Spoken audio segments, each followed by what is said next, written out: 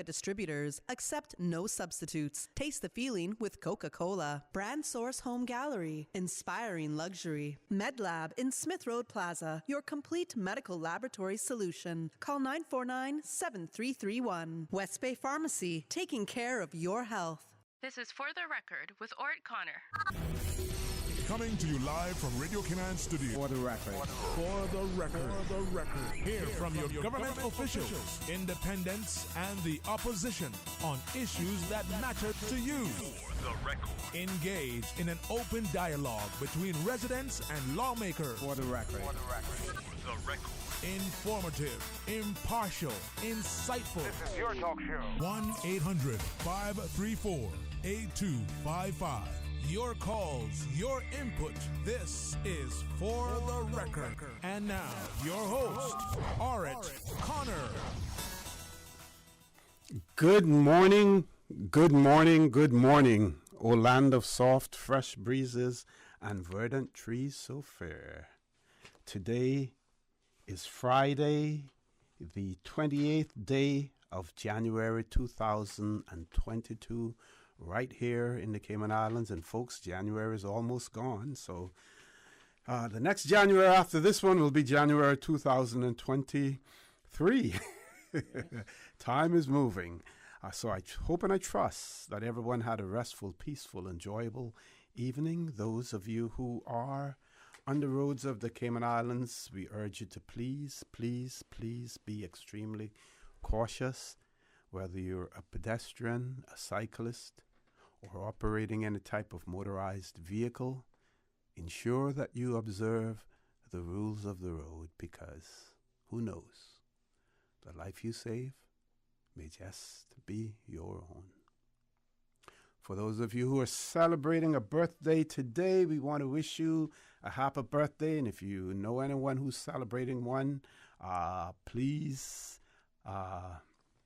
send it on to us. I'm aware of the fact that Miss Bessie Thompson is celebrating a birthday today, so we want to wish Bessie a happy birthday as well. For those of you who have lost loved ones, again, we want to express our sincerest condolences to you.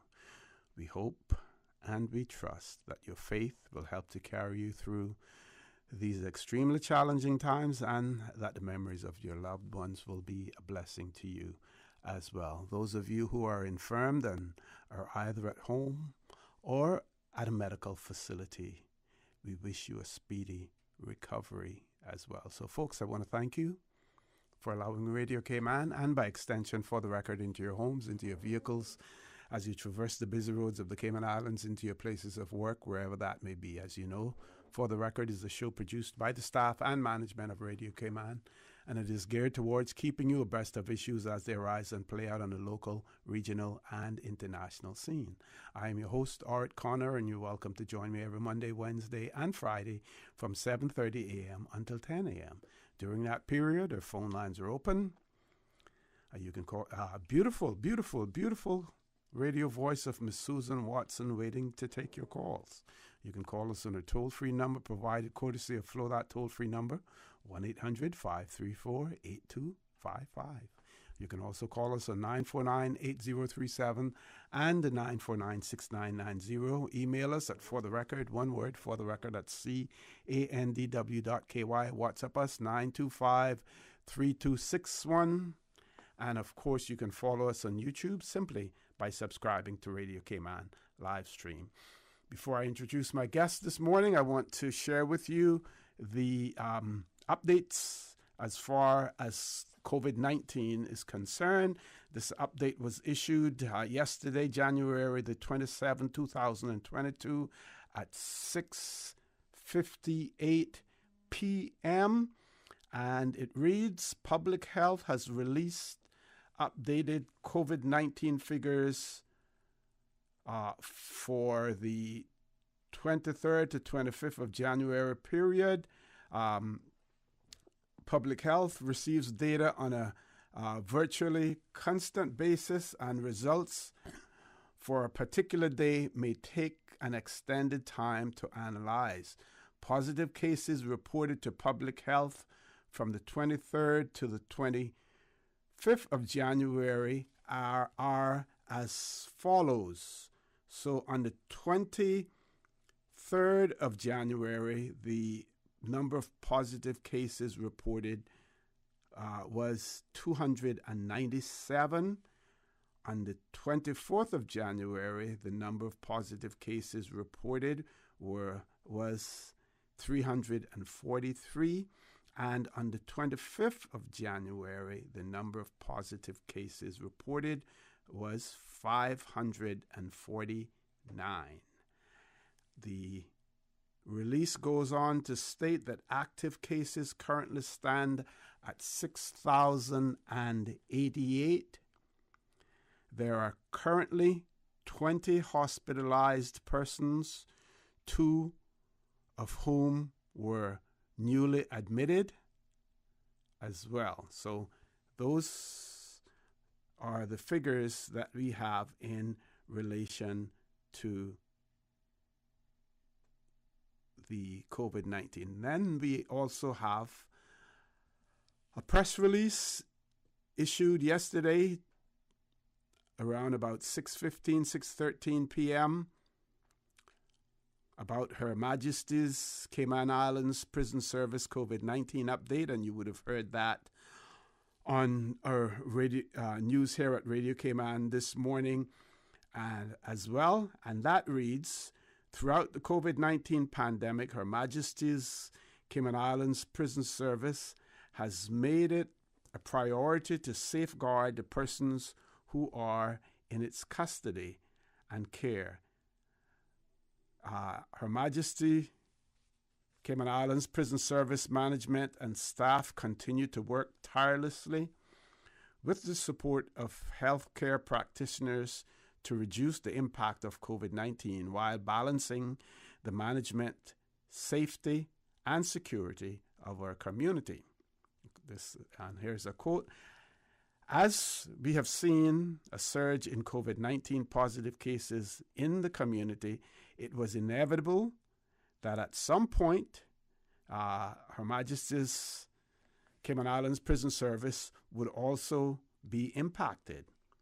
At this time, we can confirm that there are currently 31 prisoners, 1 female and 30 males, and 16 staff members who have tested positive for COVID-19. And that's a quote that was attributed to the acting director of the prison service, Mr. Daniel Greaves.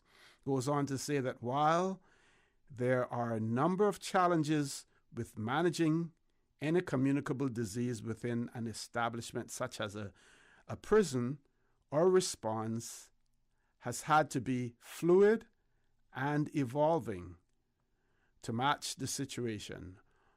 Over the last 2 years, we have accordingly implemented a number of measures to properly manage and safeguard our prisoners and staff, Mr. Greaves continues, explaining that prisoners participate in mass testing daily to detect any positive cases. Mr. Greaves adds that the following mitigation measures are in place to manage the risk of transmission, enable early identification of positive cases, and allow persons who test positive to receive the best possible treatment.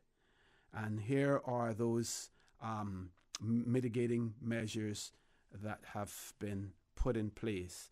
Prisoners who test positive are moved to an isolation wing where they have access to regular checks and care as necessary from the nurses and staff.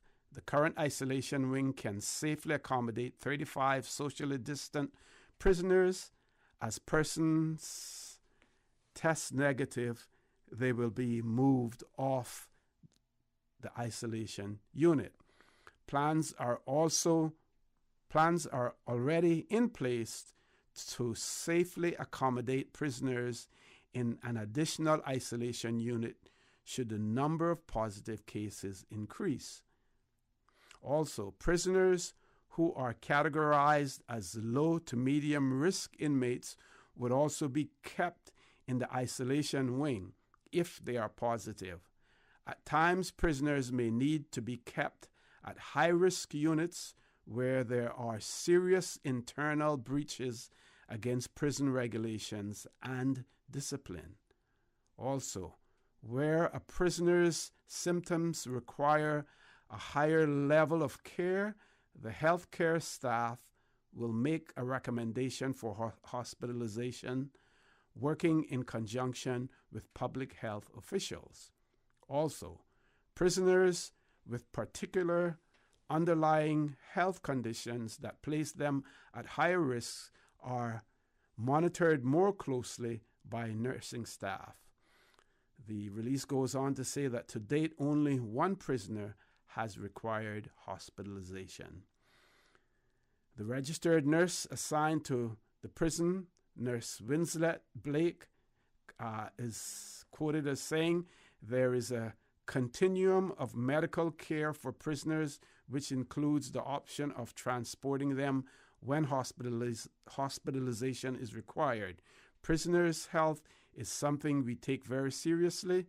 In the event that a prisoner is in need of hospitalization, they will have access to appropriate hospital facilities and medical practitioners.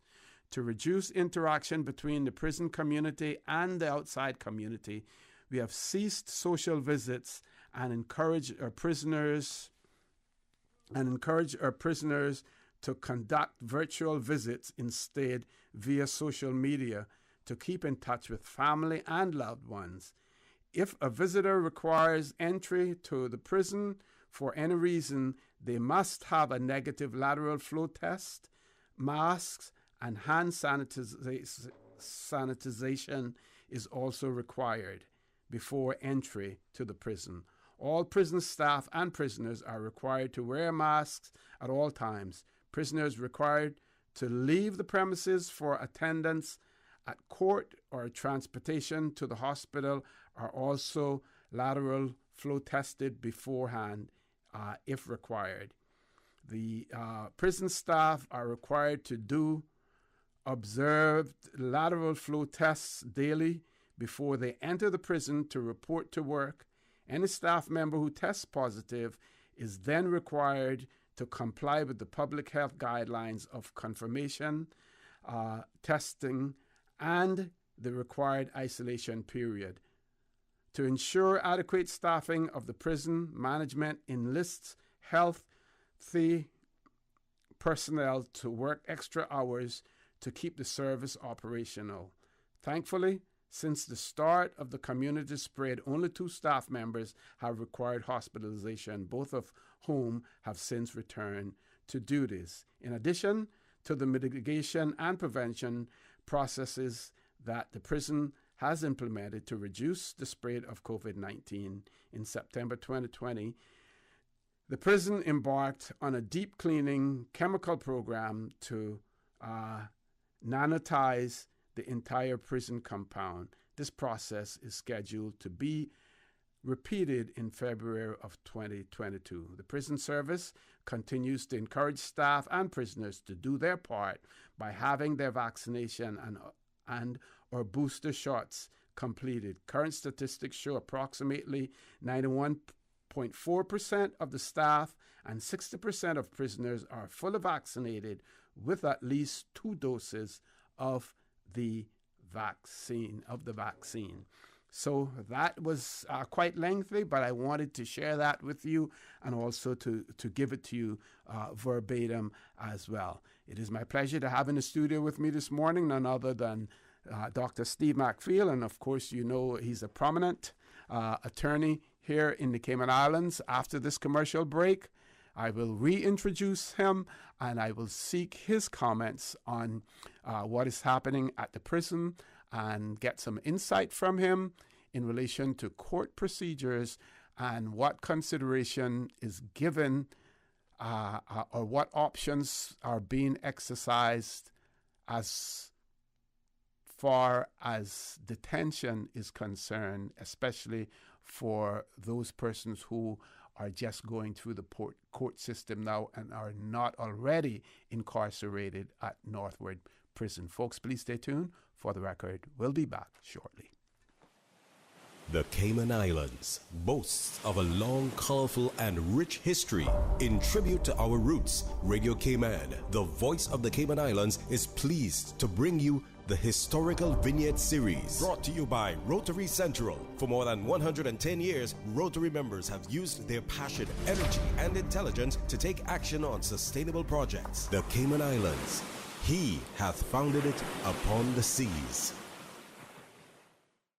James Heber Arch, 1868-1943. Pastor James Arch, the husband of Virginia F. Arch and the father of 11 children, was converted in 1905 during revival services held by Elder Richard Russell in Georgetown.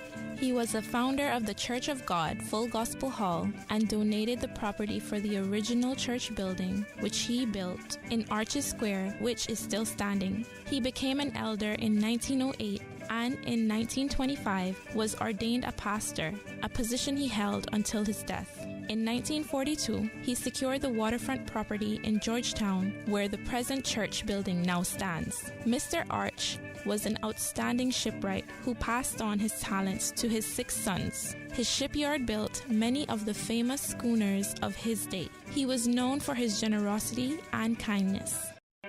Radio Cayman's Historical Vignettes was brought to you by Rotary Central. For more than 110 years, Rotary members have used their passion, energy, and intelligence to take action on sustainable projects. Since 1993, Rotary Central has worked diligently each year to provide quality bus shelters to our community. A traveling convenience to our school children, the elderly, young people going to work, guest workers, and visitors using the public bus. We, Rotary Central, help you, our advertisers, make it happen. Your marketing dollar travels a far way, positioning your message, your product, your services, your presence in over 83 bus shelters. Every dollar you spend, every advert you place helps to build another bus shelter, providing modest comfort for Cayman travelers. Reserve space now on the only billboard medium in the Cayman Islands. Email rotaryshelters@gmail.com. rotaryshelters@gmail.com. The Bus Shelters, a partner in community convenience. Another inspiration program by Rotary Central Cayman Islands. Are you feeling sick, but don't feel ill enough to go to the doctor? Ask your pharmacist for advice. Here at West Bay Pharmacy, our pharmacists have been trained to offer helpful, easy-to-understand advice on the treatment of everyday minor ailments for yourself and all the family. Anything from headaches, cough and sore throat, to cold sores, our pharmacists will know when medical help is needed and will not hesitate to refer you to your doctor if your symptoms demand it. Like doctors, our pharmacists have a professional code, which means all personal information you give them will be treated in the strictest confidence. Visit us today at West Bay Pharmacy, where we care about your health. Make your house into a home. Welcome to Brand Source Home Gallery, your source for premium products and a premium experience. We'll design and install your dream kitchen with crafted cabinets, complemented with elegant appliances. We'll fill it with quality houseware and cookware. Custom-designed closet and storage solutions organize and beautify any area. And with the finest bedding, you'll get a perfect night's sleep knowing Brand Source Home Gallery has everything you need to make your house a home. Thinking of getting a hybrid but don't know much about them? Vant Motors has 3 great reasons why you should own the Toyota CHR. Hybrids save fuel, run cleaner, reduce CO2 emissions, and even recharge their batteries while being driven. So there's no need to plug in a hybrid, making it both economical and fun to drive. And you don't have to replace your battery every 2 years. The CHR Hybrid is reliable, providing up to 1 million kilometers on the same battery and engine. Oh, and now you can save $2,000 off the Toyota CHR, starting at only $33,500. That's way more than 3 reasons. True, but the best one is that it's on sale now. Test drive the Toyota CHR today at Vant Motors, Walkers Road, while stocks last. System 1 loaded. 1-800-534-8255. What is on your mind when it comes to the government, independence, and the opposition? Issues that matter to you. 1-800-534-8255. Waiting to hear from you. For the Record. This is For the Record with Ort Connor. Good morning, and welcome back to For the Record. In the studio with me this morning, Dr. Steve Macfield. Doc, we have about 3 callers queued up, and we want to try to accommodate them before we go to our 8 o'clock news. But again, I want to welcome you, and thanks for being here. And when we return from the 8 o'clock news, then we can get into more details in relation to the prison and the courts. Thank you very much, and thank you for asking me to come back. It seems to me I'm becoming a fixture, yes. And good morning to all of those people in For the Record land, and all those people that are living in the Cayman diaspora, and all those people who listen to you in the mornings, Mondays, Wednesdays, and Fridays. Okay. You have a great listening audience out there, and I'm happy to share it with you. Thank you, and thanks for being here as well. Let's go to the phone lines. First caller, good morning. Welcome to For the Record. Good morning, Mr. O.C. Good morning, sir. Good morning. How are you? I'm good, thanks. How are you? Fine, Captain Owen. How are you, sir? I am very thankful, and Dr. Macfield, while I have you, you know, I guess we all find time to think more than if we weren't in a pandemic. So I drifted into seeing how many of my black friends in Georgetown were left. Yes. And Dr. Macfield, you know what? You really are the only one that I could come up with, because Marty Bernard, Louis C. Blanks, all those guys are passed. And I said I had to mention to you that you seem to be the last one on my list. And I feel good about that. And I believe you sound strong, so I guess you'll be around for a long time. Yes, I hope so. Yes. Mr. O.C., I've just met you on the radio, so I haven't had any personal contact with you, but I want to congratulate you on doing a good job with passing on a lot of good information. Thank you very much for that. But just one terminology that you used there, some clarification on that, because you said you're black friends. And our generation these days, I don't think we make that distinction as much as we used to. We just call them all friends. Oh, okay. Well, trust me, I said that without worrying about what someone was going to say, because I rubbed shoulders with these men, and I'm still friends with Dr. Macfield, and I'm sure that I took something away from each one of them. Okay, Doctor, yes. Captain Owen, I was, you were talking about who are left and who are not left. Just a few days ago, it's funny how we synchronize our thoughts. I have a picture in my office from 1950. The first contingent of scouts who left the Cayman Islands. We went to the Jamboree in Jamaica. And I was one of those. Trent McMillan and I are the only ones left from that era.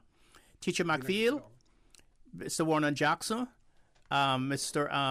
Rankin from East End, Buell Jefferson, the financial secretary's late father.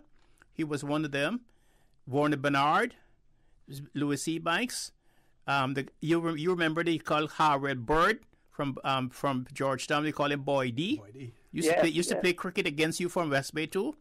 Right. Are the only ones left in that group. That group of boys that went up. We were all 15 years old then. In 1950, I was 15.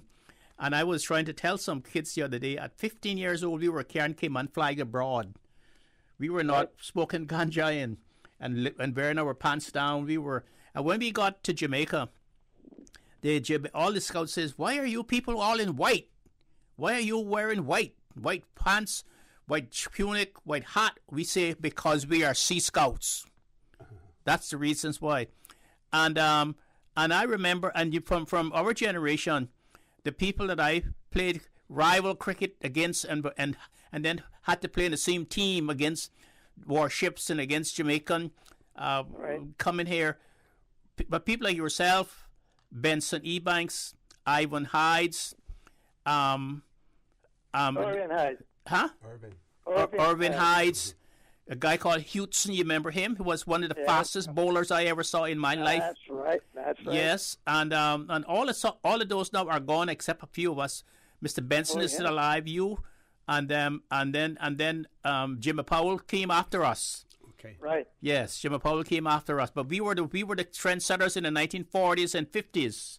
Yep. Okay. And I remember when you became a young captain, I could come down to the dock and see you bringing your ship in. And I used to wonder, how is it that they can get the ships into the harbor without hitting it against the side? Against the side. I used to wonder that. Captain Owen, we're going to try to grab one more caller before we go to our break. So thank you very much for that. Have a great weekend, and please stay safe as well. Yes, you do the same. Thank you, sir. Next Captain. caller, good morning. Welcome to For the Record. Good morning, Jose, and good morning to Doc. Good morning. Good morning, Lord Graham. Okay, I would like to say real quick, happy birthday to one of the most beautiful, intelligent women I know in Cayman. That is Cindy Scotland. Oh, okay. Yes. Okay. Yes. And I would also like to extend. And Mark, her husband had one earlier. Yeah. Was it last week? So she could remind her. She married him so she can remind him real early. She just got him a gift. Now he's going to get her a gift. And to Bessie, I want to extend to Bessie too, Bessie Thompson. I heard you say that a while ago. Yeah. And I want to let anybody out in Radio Land know that if they want to extend the birthday wishes to both of those ladies in the way of gifts, they can call me. I can drive around and pick up the gifts. Okay. That's good. That's a good service to start. Yes. Okay. I got two things real quick. Okay. And I gotta hang up. One is Bogasan. Bogasan Road, as we knew it, was the only way into West Bay back in the day. Yes. That was the only right away into West Bay. That was the main Bogasan entrance Road. into West Bay. Entrance. Mm-hmm. Okay. Now, a developer, and it's no secret, Mr. Brian Butler have built a house in the middle of a section of Bogasan Road. I know planning or whoever might say that it was not gazetted, but because that was traditionally the only road in there, would that not have been grandfathered in? Or, we got that word grandfathered in. So, technically, I guess they would say that it was not gazetted. But because things were not gazetted, I'm wondering if, it could be grandfathered in, and because that was the only right way, why could it be blocked? All right. And another one is individual are here and married to a Caymanian, which gives her certain rights.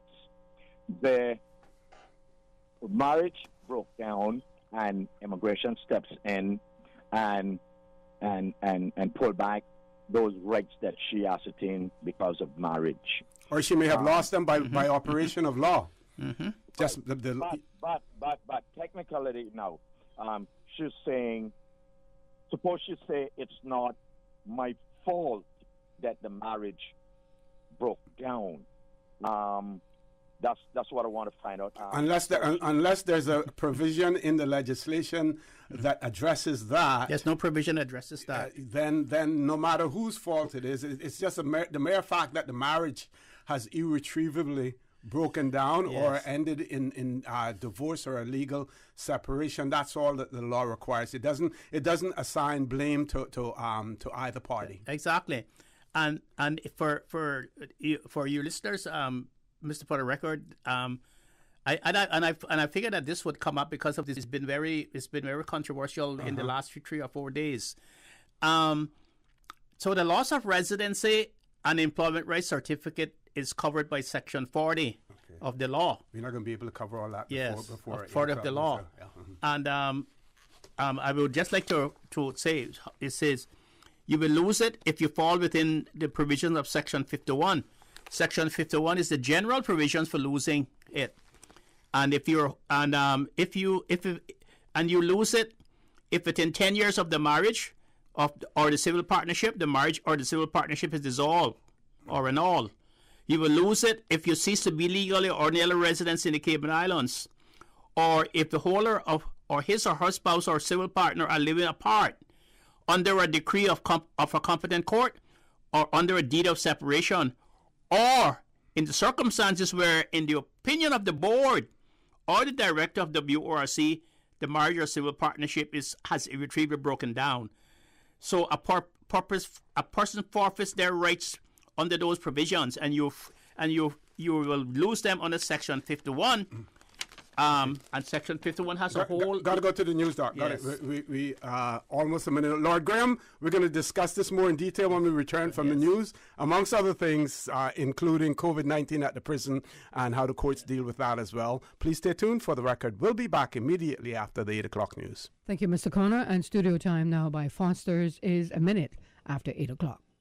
Looking for better buys and better selection? You'll find it all at Foster's. This week's specials catalog is full of better buys. Just like Florida Natural Orange Juice, 52 ounces, only $3.99. Save $3. And you'll also find better selection like keto ice cream. 1 pint, just $5.99. Save $2.40. With over 70 specials in our catalog, it's easy to save big in-store at Foster's and online with Foster's Go. Foster's. Better prices because we care. Price is good until February 9th, 2022. Find more specials at fosters.ky.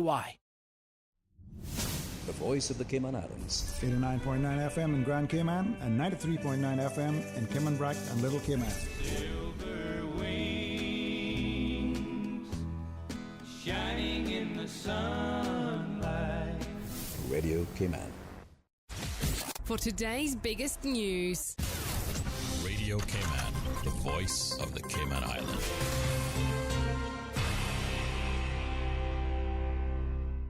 With your latest news, I'm Karsley Fuller. There are currently 6,000 active cases of COVID-19 in the Cayman Islands, with 20 people getting treatment in the hospital. This comes as Public Health reported 3 days' worth of COVID testing late Thursday night. The dates included the 23rd with 297 cases, the 24th with 343, and finally, January 25th saw 549 additional cases. The prison service has reported that 31 prisoners and 16 staff members have tested positive for COVID-19. Prisoners who test positive are moved to an isolation wing where they have access to regular checks and care. The prison service says the current isolation wing can accommodate about 35 socially distant prisoners, and as a person tests negative, they'll be moved off the isolation unit. Plans are already in place to accommodate prisoners. To date, only one prisoner has required hospitalization. Prisoners participate in mass testing daily. A new warning this morning from the Royal Cayman Islands Police Service about a local scam. Radio Cayman's April Cummings has more. The RCIPS Financial Crime Investigation Unit says it is seeing an increase in scams and wants the community to know some of the things to look out for. The FCIU says scammers usually will use messaging services like WhatsApp or text message. What do the messages say? Well, some of the scammers pretend they're from your bank and ask you to update your banking details, including an included link. Others will advise of a fictional transaction which you didn't authorize and recommend again that you click a link to dispute or cancel the transaction. Police say you should definitely not do that and always contact your financial institution directly. Another scam, advising of lottery winnings from a prominent brand and then requesting your bank details or administrative fees to collect the winnings. And finally, supposed cryptocurrency investments that use the names of public figures to entice people to invest.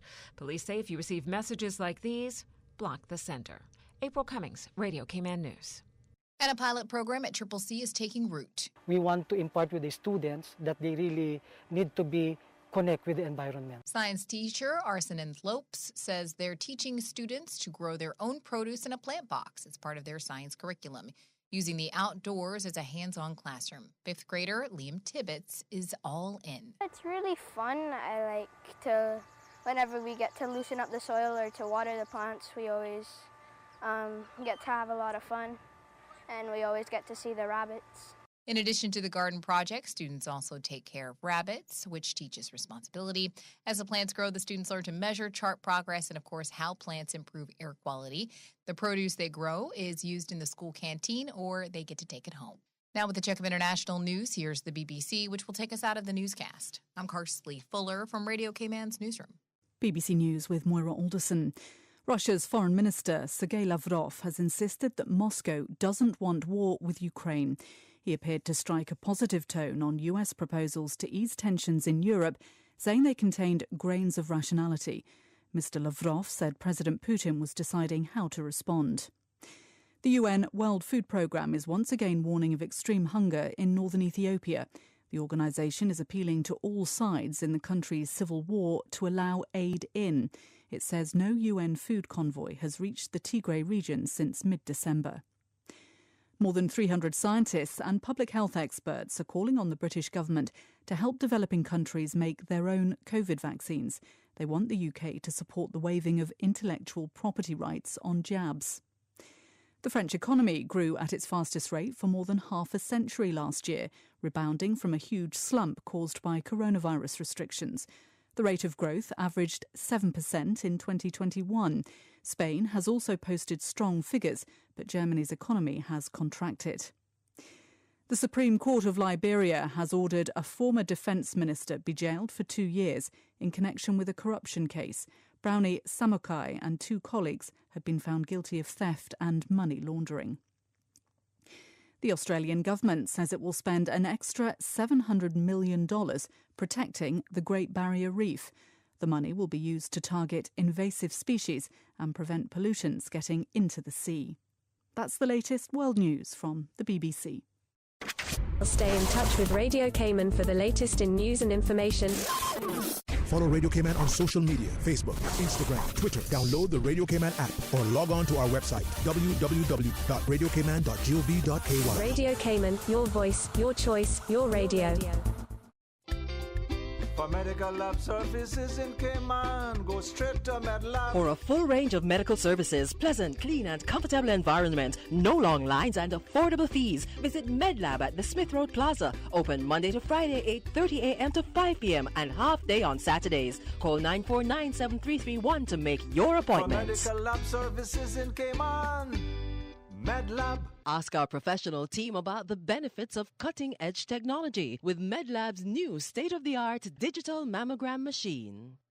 It's that time again to empty your coin jars and piggy banks. So Cayman, dig deep and give from the heart. Your loose change may not seem like much, but together as a community, we can use it to make a huge impact. Meals on Wheels is celebrating 25 years of serving the community, and you can help us to provide a hot meal to some of the most vulnerable members of our country, our seniors. And now, more than ever, we need your help to meet the increased demands. Whether it's jangles or foals, donate what you can when you see the Meals on Wheels volunteers stationed around Grand Cayman on January 28th and 29th. Join Cayman Islands Meals on Wheels, Davenport Development, and Radio Cayman in the fight to end senior hunger in the Cayman Islands. Visit www.mealsonwheels.ky or call 769-1974 to learn more. The 8:10 a.m. weather report, Monday through Friday, is proudly sponsored by Pan American International Insurance Corporation. Pan American International Insurance Corporation, meeting the life, accident, and health insurance needs of individuals and businesses to ensure financial security and peace of mind. For more information, call 949-8304 or visit www.palig.com. That's PALIG.com. For over 100 years, more than 5.8 million people across the Americas and the Caribbean have placed their trust in Pan American Life Insurance Group. We have delivered on our promise and have proven that we are more than an insurance company. We are family.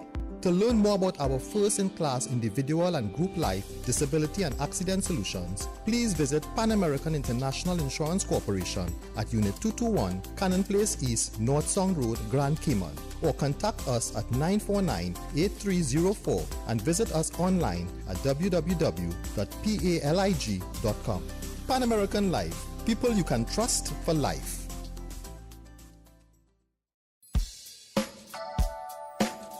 Hey, pleasant good morning. Let's take a look at the latest weather report. Current temperature is 77 degrees. Relative humidity is 81%. The barometric pressure is 30.01 inches and rising. The wind is out of the northeast at 3 knots. Overnight low temperature was 72 degrees. Synopses indicate light winds and seas expected over the Cayman area for the next 24 hours as a cold front moves over the extreme northwest Caribbean. Satellite images show a few low-level clouds over the Cayman area moving towards the southwest. Now the forecast for today calling for partly cloudy skies with a 20% chance of showers, and temperatures will rise to the mid-80s. Winds will be northeasterly at 5 knots or less, and seas will be smooth with wave heights of less than 2 feet. Tonight, partly cloudy skies with a 20% chance of showers, and temperatures falling to the low 70s tonight. Winds will be northerly at 5 to 10 knots, and seas will be smooth with wave heights of less than 2 feet. Low tide will be this afternoon at 1:36, high tide this evening at 6:24. The sun will set this evening at 6:15 and will rise tomorrow morning at a minute after 7. And the outlook is calling for fresh northerly winds and moderate to rough seas from tomorrow morning as the cold front moves over the Cayman area. The 8:10 a.m. weather report, Monday through Friday, is proudly sponsored by Pan American International Insurance Corporation. Pan American International Insurance Corporation, meeting the life, accident, and health insurance needs of individuals and businesses to ensure financial security and peace of mind. For more information, call 949-8304 or visit www.palig.com. That's PALIG.com. For over 100 years, more than 5.8 million people across the Americas and the Caribbean have placed their trust in Pan American Life Insurance Group. We have delivered on our promise and have proven that we're more than just an insurance company, we're a family. To learn more about our first-in-class group health and employee benefit solutions, please visit Pan American Life Insurance Company of the Cayman Islands at Unit 221, Cannon Place East, North Sound Road, Grand Cayman, or contact us at 949-8304. You can also visit us online at www.palig.com. Pan American Life, people you can trust for life. During these unprecedented times, Radio Cayman, the voice of the Cayman Islands, is pleased to bring you the Cayman Strong Series. The Cayman Strong Series is brought to you by OnCourse Cayman. Visit oncourse.ky to view a full list of wellness services and their qualified team. OnCourse Cayman, health, wellness, and happiness. Achieving your goals is a very rewarding feeling, but at times can feel very frustrating, especially if and when we miss our target. As you approach your goals in life, set yourself up for success. When setting your goals, celebrate your progress. It's important to acknowledge progress each step of the way as you achieve your goals. Everything that you do to move in that direction gets you a little closer. Planning small rewards along the way can help to keep things interesting and give us a taste of what sweet success will be like. Change your thinking and change your life.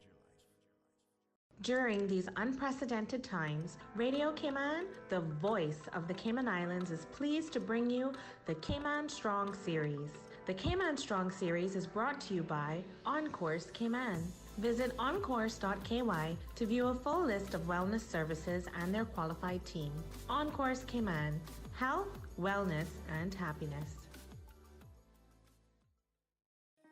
These days, feelings of loneliness, anxiety, stress, and depression can be overwhelming. Just know you are not alone.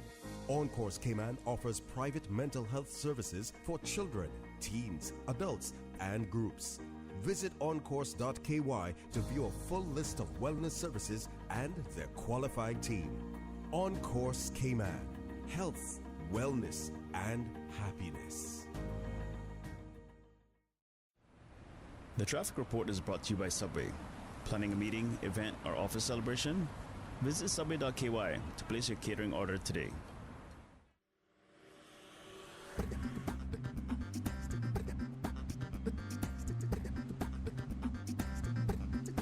Good morning. Let's take a look at traffic. On the West Bay Road, traffic steady but flowing, especially from the Ritz. Light to moderate traffic flow on Owen Roberts Drive. And busy traffic on the Linford Pearson Highway and coming off the Linford Pearson Highway on Agnes Way as well. And traffic is busy heading to town on Crew Road, and eastbound traffic on Crew Road is moving along at a good pace. From the Westway 4-way stop, moderate flow of traffic. And traffic steady but flowing on Huldah Avenue. Shedden Road, traffic flowing at a good pace. Godfrey Nixon Way and Eastern Avenue, traffic is also moderate. That's what's happening on your roads. Join us again at about 10 minutes after 12 o'clock. We'll give you another traffic report. Have a good morning and click it or tick it.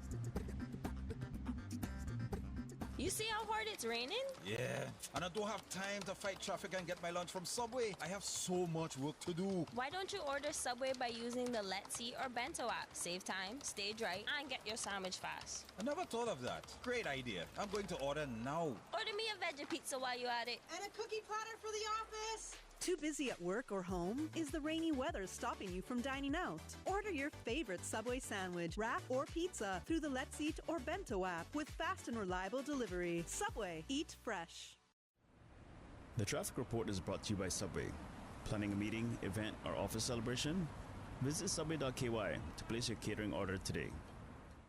The chairman of the Liquor Licensing Board would like to remind liquor license holders in the bar and nightclub categories that there is to be no music and or no dance permitted on Sundays.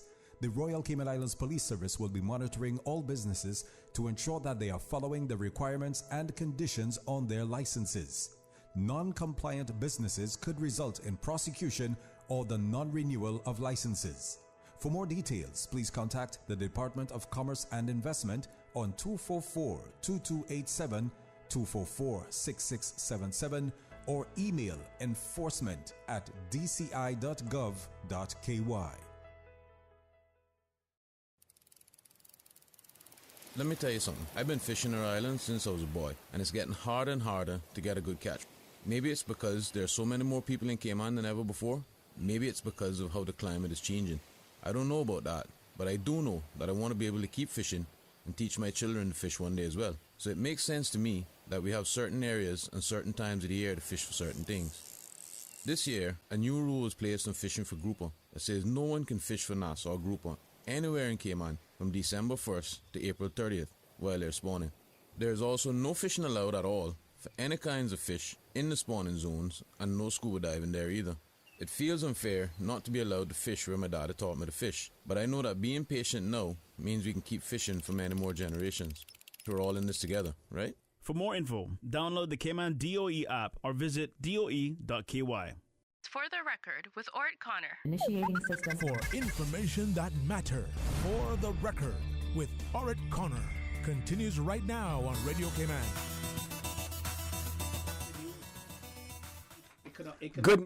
Good morning. Welcome back to For the Record. It is my pleasure to have in the studio with me this morning Dr. Steve Macfield. So, Doc, sorry I had to interrupt you there when we went for the news, but I'd like you to continue explaining what you were. Lord Graham, and then don't forget now the COVID-19 situation with the prisons and the courts. As I said, you can forfeit your employment rights under Section 40. If you are married to a Caymanian and you receive those rights, you can lose those. You can lose the residency rights and the employment rights certificate if you fall within any of those things that I have said that has occurred. And the most common one is when the marriage has broken down, irretrievably broken down. And it doesn't matter where, when, or why the marriage is broken or who's at fault. The law says that you will lose those rights. And then you can also lose those rights under Section 51 of the Immigration Transition Law 2021. That's the general provisions relating to the loss of permanent residence. And it says the board or directors of work may, in respect of any person who has been granted permission to reside permanently in the islands, revoke such permission where A, the person organizes or engages in subversive political activity, or organizes, causes, or promotes racism within the islands or elsewhere. B, the board or the director of works is satisfied that the information given in the person's application for permission to remain permanent in the islands was false in a material particular or conceal a material fact. And C, the person has been convicted of an offense against the laws of the Cayman Islands. And D, the person has been convicted of an offense under the laws of another country, the nature of which offense would be, in the opinion of the board or the director of WRC, may the person's continued presence in the Cayman Islands contrary to the public interest. E, a person becomes destitute. That means becomes broke, has no money to look after themselves, and so forth. Yes, insolvent. And F, the person becomes mentally disordered or mentally defective, as defined in the Mental Health Act 2021 revision. The person is medically certified to be suffering from a communicable disease that makes the person's continued presence in the islands dangerous to the community. And H, the person is reasonably believed to be a prostitute and to have come to the islands for the purpose of prostitution, or be living in or receiving the proceeds of prostitution, and the person fails to maintain the level of financial investment stated in that person's application for permission to remain permanently in the Cayman Islands. And J, the person fails to make the annual declaration in respect of themselves and the person's dependent and other prescribed matters as required by the law. The person is or has been working in an occupation as not specified in that person's certificate, and either the board or the director of works is of the opinion that that person is no longer supporting or able to support a dependent previously included in the grant of permanent residence, and the person is delinquent for a period of more than 90 days with respect to the payments of prescribed fees relating to the right to reside permanently in the Cayman Islands, and the person is deemed by the cabinet to be an undesirable inhabitant of the Cayman Islands, or the person has been ordinarily resident outside the Cayman Islands continuously for a period of 1 year or more. And the offense referred to in subsection 1D must have been an offense that would be recognized as an offense in the Cayman Islands, and where the substantive holder of permanent residence loses the person's right to permanent residence under this act. It says a person who had acquired permanent residence and a residence of employment right certificate by virtue of that person's being a dependent of the substantive holder shall be allowed to make representation to the board or the director of works on that person's own behalf as to why that person should not lose the person's right to be permanent residence, and the board in its discretion or the director of works in the discretion of the director of works shall determine this matter. So those are all the things in which you should lose it. So if someone loses it because they have been battered with the batter's wife syndrome, then they can get relief under the marriage law. But as far as the Immigration Transition Law 2021 revision is concerned, it doesn't matter who's at fault for the breakdown of the marriage. You will forfeit your rights under this law to remain in the Cayman Islands as a permanent resident. Now, there are other things that you can do. You can go back probably and apply for a work permit, but you definitely will forfeit your rights, and it's clearly set out here, and there's no other alternative except if the law is amended to allow you to remain, or for the government to then have an interest in the bedroom of the nation. Okay. But as far as it's concerned, you lose your rights, and then your dependents, the person who depends on you, has the right to apply to the board or to WRC in their own right. in their own rights. Yeah. Okay. We do have a caller. Let's grab the caller. Caller, good morning. Welcome to For the Record. Morning, O.C. Good morning. Good morning. How are you? Not too bad. Good morning to Mr. Maxfield. Good morning. O.C., I got to get this across the airways. I was hospitalized this weekend. And I got called no names, and I can say who I am. Sorry to hear that. Sorry to hear that. Yes. I'm doing well now. Good. But I just want to inform our Cayman people, like I told them at the hospital, our hospital should be named Jamaica Hospital. Let me tell you, I went there for an earache. When I went there, they said they couldn't give me none for earache because I didn't have ENT. And what he prescribed for me, I had used it out. as medicine. So I went to see if the hospital would give me renew it for me. They said they couldn't do that. I asked them why. They not told me yet why they couldn't renew it. And the original doctor that issued that prescription for you was that HSA doctor? ENT I went to does not work at the hospital. Okay. But however, I got the medicine he had gave me to see if they would refill it. They said they couldn't refill it. And you know why, right? Because any doctor who is going to any doctor refilling that prescription there in actuality is prescribing that to you, and unless you were examined by a doctor at the HSA and that doctor determined that medication was what you needed, they couldn't just automatically refill it like that. And ma'am, if you should look at the package or the bottle, whatever, and see whether there was no refills. Right, whether or not it's refillable. Because sometimes they give you a prescription, but they do not state if there are refills. Yeah, my problem was I had thrown away the box. I only kept the bottle. Oh well.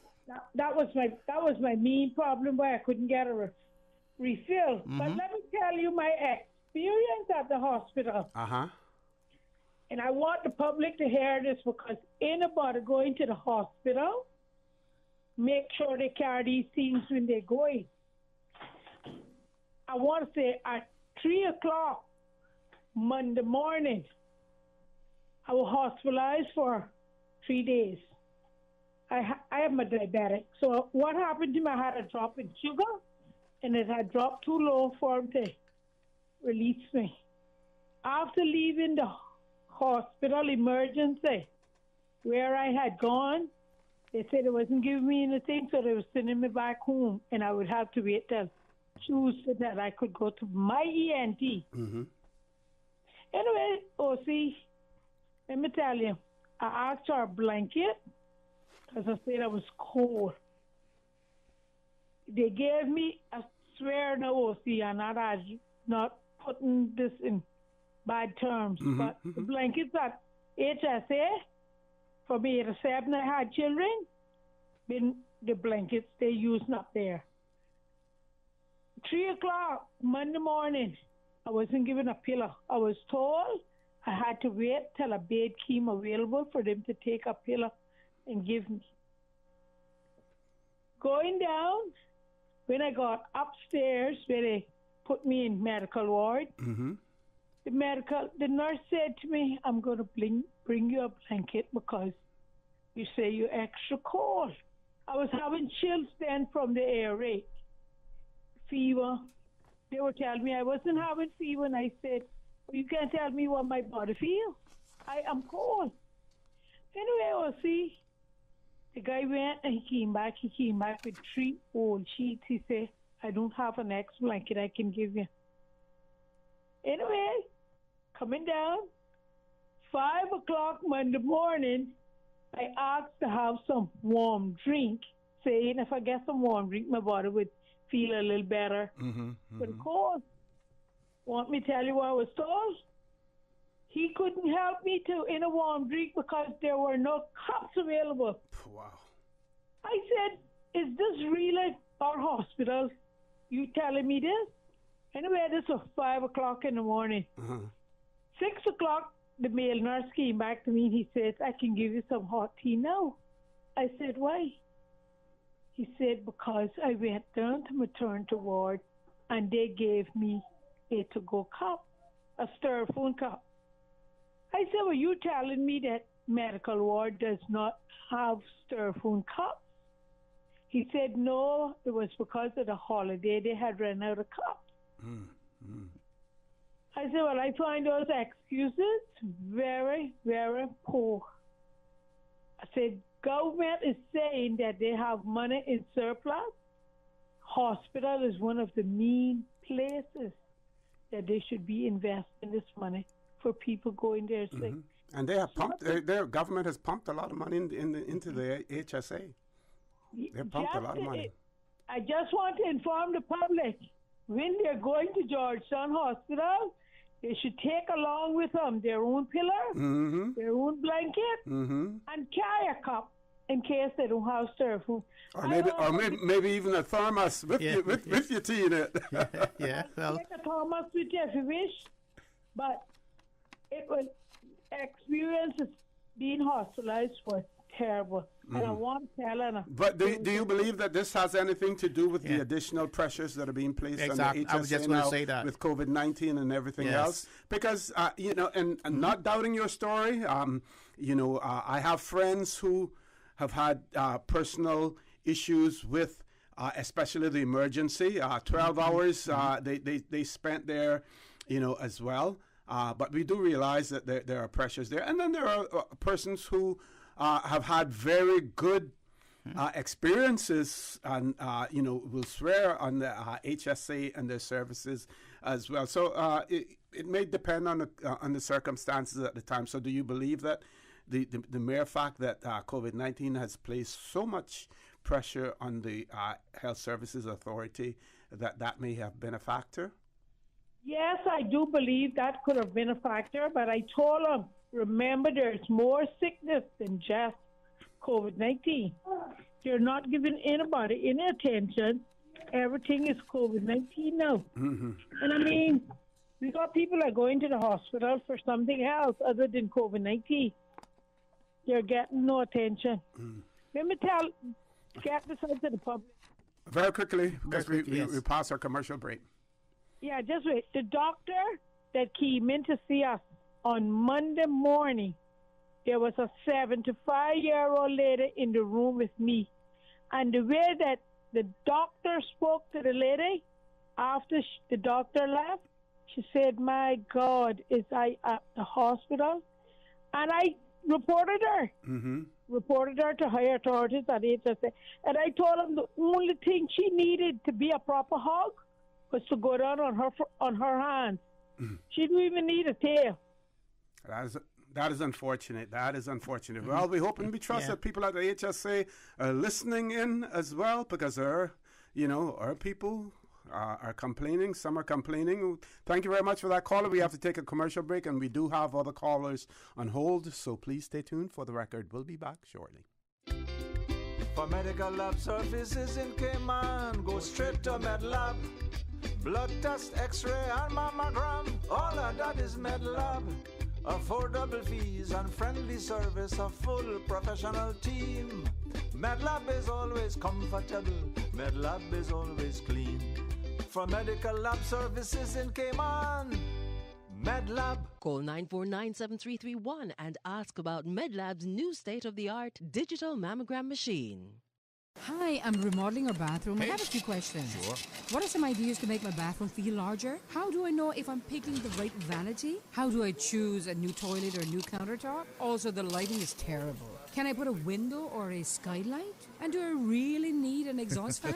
You've come to the right place. At Brand Source, we custom design kitchen and baths, and our talented design team can help answer your questions. Whether you're looking for a modern, functional family bathroom or a luxurious personal retreat, we'll help create that beautiful space that makes your home yours. And if you're in a rush for a new look and have a limited budget, our ready-to-install bathroom vanities, built with solid wood and countertops of the finest materials, are a quick and easy remodeling solution. For the very best in custom-designed kitchens and baths, visit Brand Source Home Gallery on Dorsey Drive, Industrial Park, Cayman's Kitchen and Bath Center.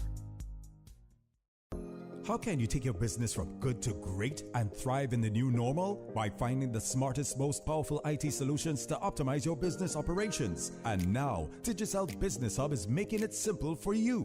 High-speed Wi-Fi, mobile and office phones, IT security, Microsoft Office with Teams, and much more. Everything your business needs to level up in the new normal. Get world-class IT for your business with Digicel Business Hub. Sign up today. Call us on 623-2499 or visit our website www.digicelbusiness.com for more information. System 1 loaded. 1-800-534-8255. What is on your mind when it comes to the government, independence, and the opposition? Issues that matter to you. 1-800-534-8255. Waiting to hear from you. For the Record. This is For the Record with Ort Connor. Good morning. Welcome back to For the Record. In the studio with me, Dr. Steve Macfield, one caller on hold. So let's go to the phone lines. Caller, good morning. Welcome to For the Record. Good morning, Osing. Good morning, Mr. Macfield. Happy New Year. Good morning. Happy New Year to you. Yes. And should I say welcome back? Are you back home? Mm-hmm. Yeah, I got back on the 22nd. I got one more test to go, and I'm negative all the way. Excellent, excellent. I got to keep like that. But listen, that caller don't need to identify herself because she like me. I know who she is, and I'm calling her name. But I agree with some of the stuff that she say because I experienced it with the pillow and the blanket with my brother from December last year, and I had to take because I tell him, I say, imagine this hospital don't even have pillows because where he had shoulder breath and things, he had to like chalk up, and I had to carry one big old long one like some that price right last year. I'm up there yesterday, and I carry 2 other pillows because actually after he died they bring them back, but I threw them away. I put them in the garbage. But and I agree with what she said about some of the nurses being pigs, she called them, because she said only needed to go down on the knee. They don't need because, but they're not going to insult me because I am just as much pig as them, and people tell me that I am the only person that they see will tell off doctor and nurses if they ruffle my feathers. Yeah. Because they tell me about, you're not afraid, they give you injection, kill you. I say, well, if they do it, they got to die too. And I might know nothing about it, but anyway. You have to be prepared to speak up for your rights. Well, that's right. My mother tells me you got to be tough to survive. And like one guy say, I don't molest people, but you don't molest me. And like I tell him 2 things I don't do because my daughter talked to me.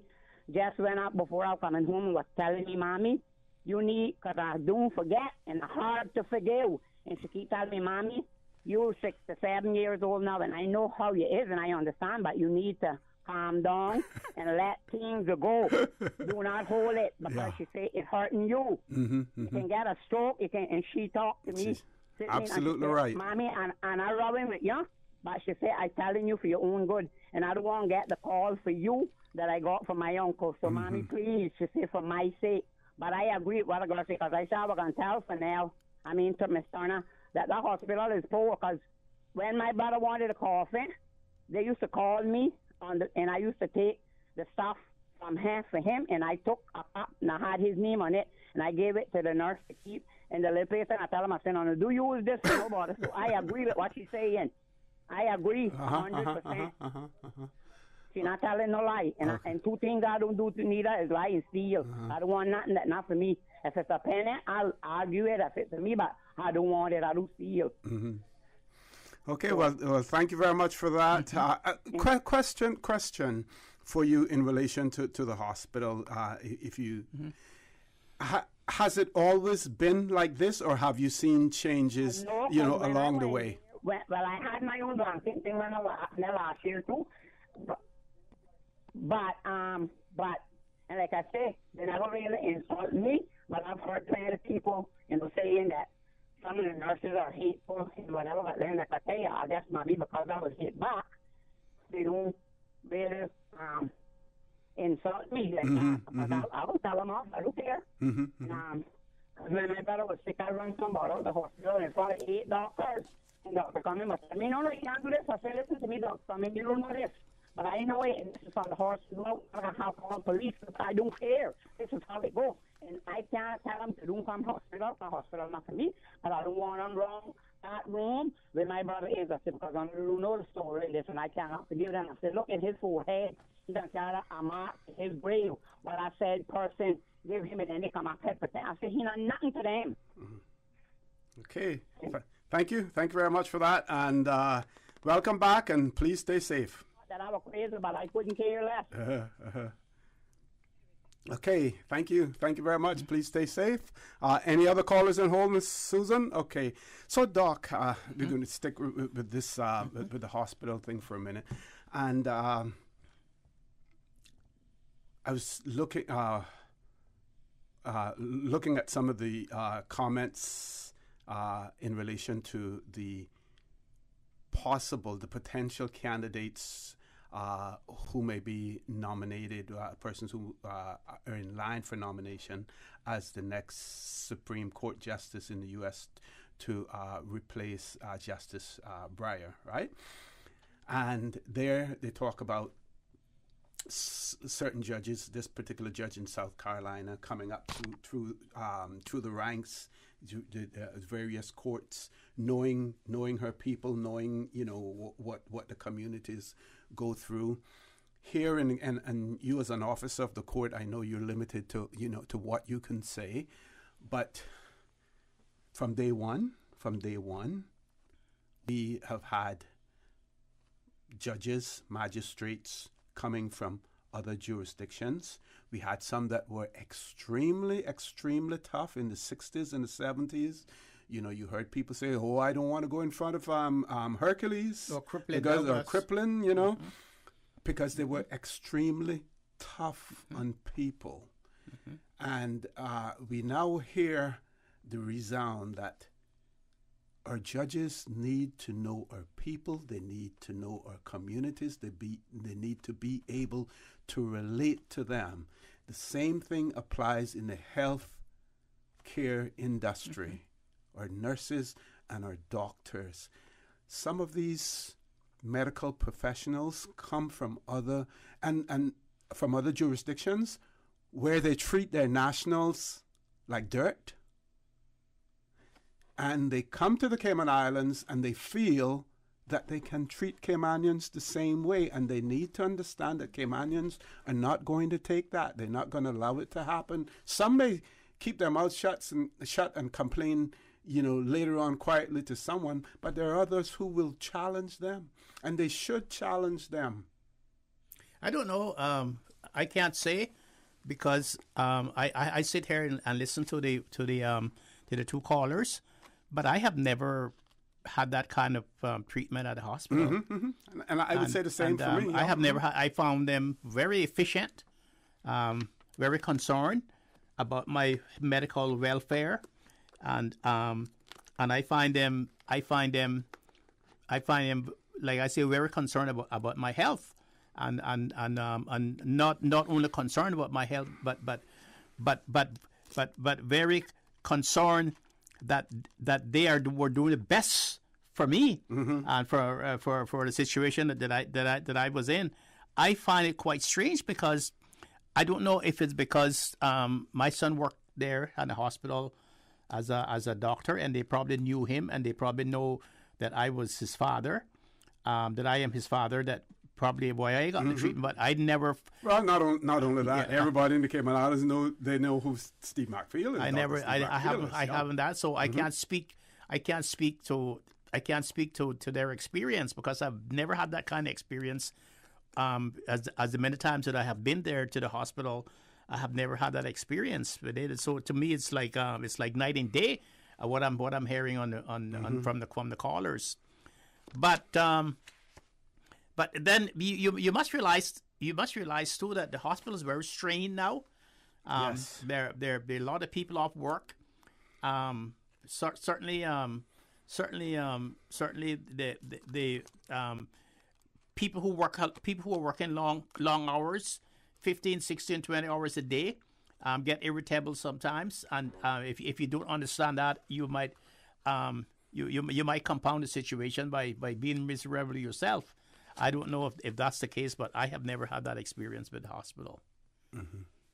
Okay. One of our listeners said regarding the pillows and blankets, it's funny how we've gone, move over to the HSA. We were talking about the courts and COVID-19 in the prison, but here on For the Record, wherever the conversation takes us, we go with it. We go with the flow.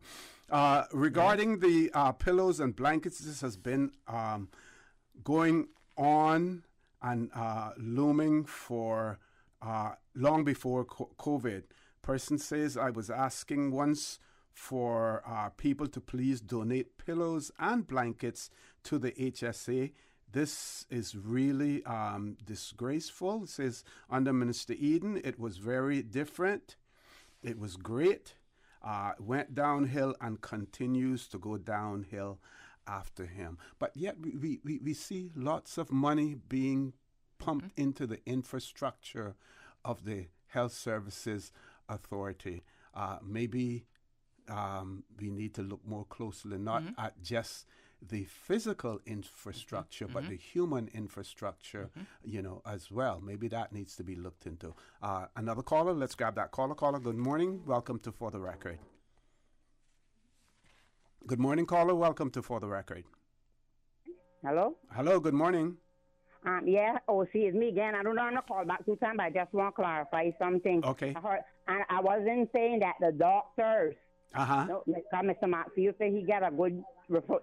I trust the doctor's hospital more than I trust some at health. I can tell you the truth. Okay. And I never get no bad response from my doctors. They give me good treatment, but some of the nurses, yes. The support staff, yes. And I got called no nationality, but I don't know. And I noticed that they gave, because I was in a room with a person that was from that minor, and they treat their people, because just yesterday, I was with my friend, we went on, and she had an incident by the CNB, by Sawana, because her cousin was going into the bank, and she just had a surgery day before yesterday, and she pulled kind of crossway to let her out, and there was a guy from that scene, and the security is from there, and he hollered at her, and she said to him, they gotta wait, because if I were in behind him, I would wait. My niece just had a surgery, and he said, no, I know him. He said he wouldn't do that.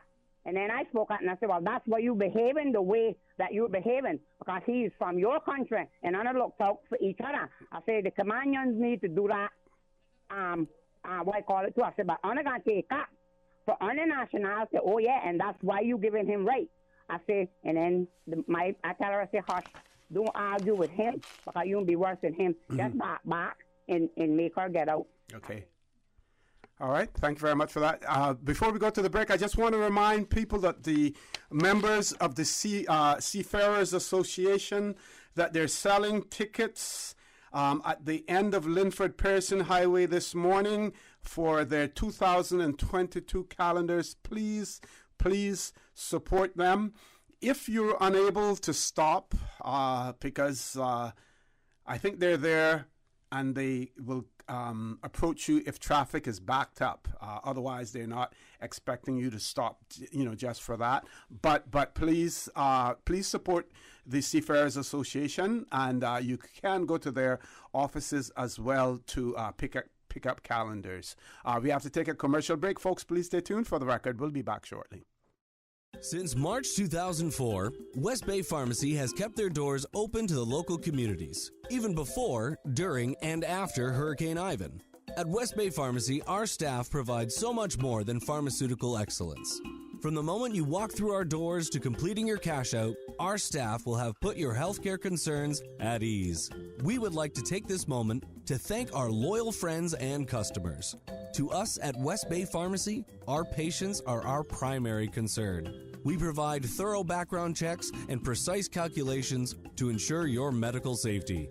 Thank you for being a part of our family and for choosing West Bay Pharmacy, where we care about your health. Thinking of getting a hybrid but don't know much about them? Vant Motors has 3 great reasons why you should own the Toyota CHR. Hybrid save fuel, run cleaner, reduce CO2 emissions, and even recharge their batteries while being driven. So there's no need to plug in your hybrid, making it both economical and fun to drive. And you don't have to replace your battery every 2 years. The CHR Hybrid is reliable, providing up to 1 million kilometers on the same battery and engine. Oh, and now you can save $2,000 off the Toyota CHR, starting at only $33,500. That's way more than 3 reasons. True, but the best one is that it's on sale now. Test drive the Toyota CHR today at Vant Motors, Walkers Road, while stocks last.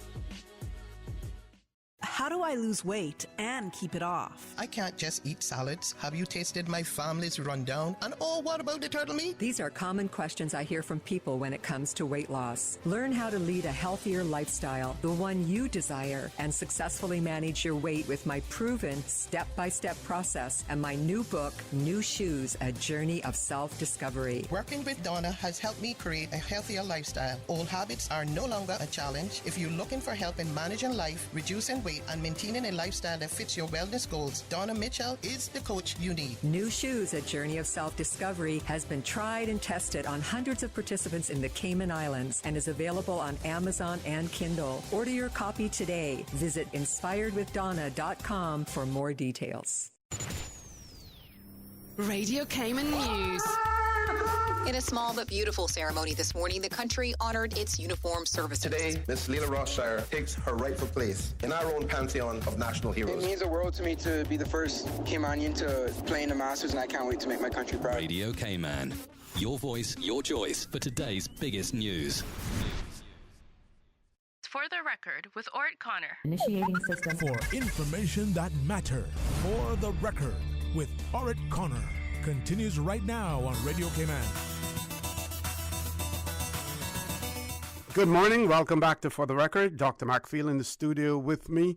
So, Doc, one of our listeners wanted to reminded me actually that the Bogasan Road situation that was raised, if we could delve into that, some more in terms of what possibly could have occurred.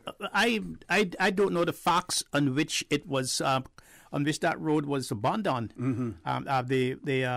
As the entrance into the main entrance into West Bay. I don't know the circumstances in which that road was abandoned, but I can only say from my knowledge as being a director of the Roads Authority that roads are gazetted and roads are ungazetted, and it seems to me that since we have the modern roads law, when that road was probably ungazetted or its use was abandoned, and then the alternative use was the alternative entrance into West Bay was then the main road, that something must have happened to allow the gentleman who it is said built his house in the middle of the road to do so, because when you travel onto that road, if you travel to that road now coming from old Mr. Prentice little museum there, going on the Bogasan Road, going east, you'll see that you can travel the road going east, and then when you get to a certain point, you have to stop because the road is blocked. So it seems to me that I don't know what happened in those days in the 1950s and 60s and so forth when that road was ceased to exist, whether or not it was a gazetted road or under the old roads law, or whether it was just a defined road under the old roads law, and then it ceased to be a public right of way. If it ceased to be a public right of way, then it probably reverted back to the people who actually owned the land around the road. It became a private drive, and not a private right of way to their properties. So I would have to do the research on it so that I could give accurate answer. But sure enough, I remember when I was a boy growing up and so forth that was the entrance into West Bay. You passed the graveyard and then you went by the sea. And I don't know the circumstances of why the road was diverted to from Bogasan Road to where the road is now. I don't know the circumstances of that because I wasn't here at the time. But I will certainly research it and check it out, and probably the next time you ask me to come on to the show, I would probably be able to give an adequate answer. Okay. Thank you very much for that, Doc. Okay, so let's see if we can switch. Well, we got 7 minutes. We're going to close the phone lines off until after the headline news at 9 o'clock. COVID-19, the prisons, the courts. Yes. If you had a client now going to court, and there was some consideration for remand, even before sentencing, knowing what the conditions are now at the prisons, would you think the court would entertain a request for your client to remain out rather than being on remand because of the situation? Plus, we've seen other jurisdictions where persons who have been incarcerated for minor offenses have been released early to ease the burden, to reduce the prison population, to hopefully decrease the spread of the COVID-19. Well, certainly. The courts. Many of the courts, our courts too, have the obligation to look for alternative sentence other than incarceration after a conviction. And one of the things that would be taken into consideration under those circumstances would be the health of the convicted person. But you certainly you would have to show the court the facts of the matter. There are the reasons why the court should use their discretion, their sentencing guidelines that are afforded to them to impose an alternative sentence other than incarceration. Certainly, I know that the courts have done that here, where they have instead of sending someone straight to serve a sentence, they have sentenced them to be at home for between a certain hours of the day. And they can wear the anklets and too. They have been wearing the ankle bracelet. But you would have to show the court that the courts, so to move the court to be able to have the court to use its discretion to sentence the convicted person for an alternative sentence other than incarceration. And certainly the courts, if you show the judge that it would be detrimental to the health of the convicted person, and that the kind of the facts of the case warranted it, because sometimes it might be detrimental to the health of the convicted person, but is the kind of crime in which they committed would not warrant the judge to use the discretion for an alternative sentence. You would not get anywhere with that. But what about remand? What about if the person is just on remand? You would have a strong argument. Remand where there's no conviction, where the presumption of innocence still exists, and the person has not come to trial yet. I think the courts, under those circumstances, would find an alternative to get the person out of jail, and the court has all kinds of bail conditions in which they can impose on the persons in that respects that would warrant the right to release them on bail, because the courts have there are all kinds of conditions on bail in which you can impose to be sure that the person actually does not commit any offenses while they're on bail, will turn up for their trial, and will not interfere with the prosecution of witness while they're on bail. There are all kinds of conditions that the courts can impose, and the courts have done that. They have imposed those conditions in cases that I know of in previously. Okay. We always like to create a balance here on For the Record, and one of our listeners has written in, and I'm going to share this. It says, "Good morning, gentlemen. I was hospitalized for 8 days at the Health Services Authority some time ago, and I'm not a rich person, but I was treated very well by all of the nurses. Person says that they have a bag packed at all times with the necessities for hospitalization, and they point out that the hospital is not a hotel." That's right. That is completely right. I was in the same position of that other person, that person who sent you that information. I was treated great by the nurses. All the nurses were very kind to me and treated me professionally, and I did not have any incident in which I can report, or any innuendos which I can report that I would be uncomfortable with. Okay, folks, top of the hour, headline news at 9 o'clock.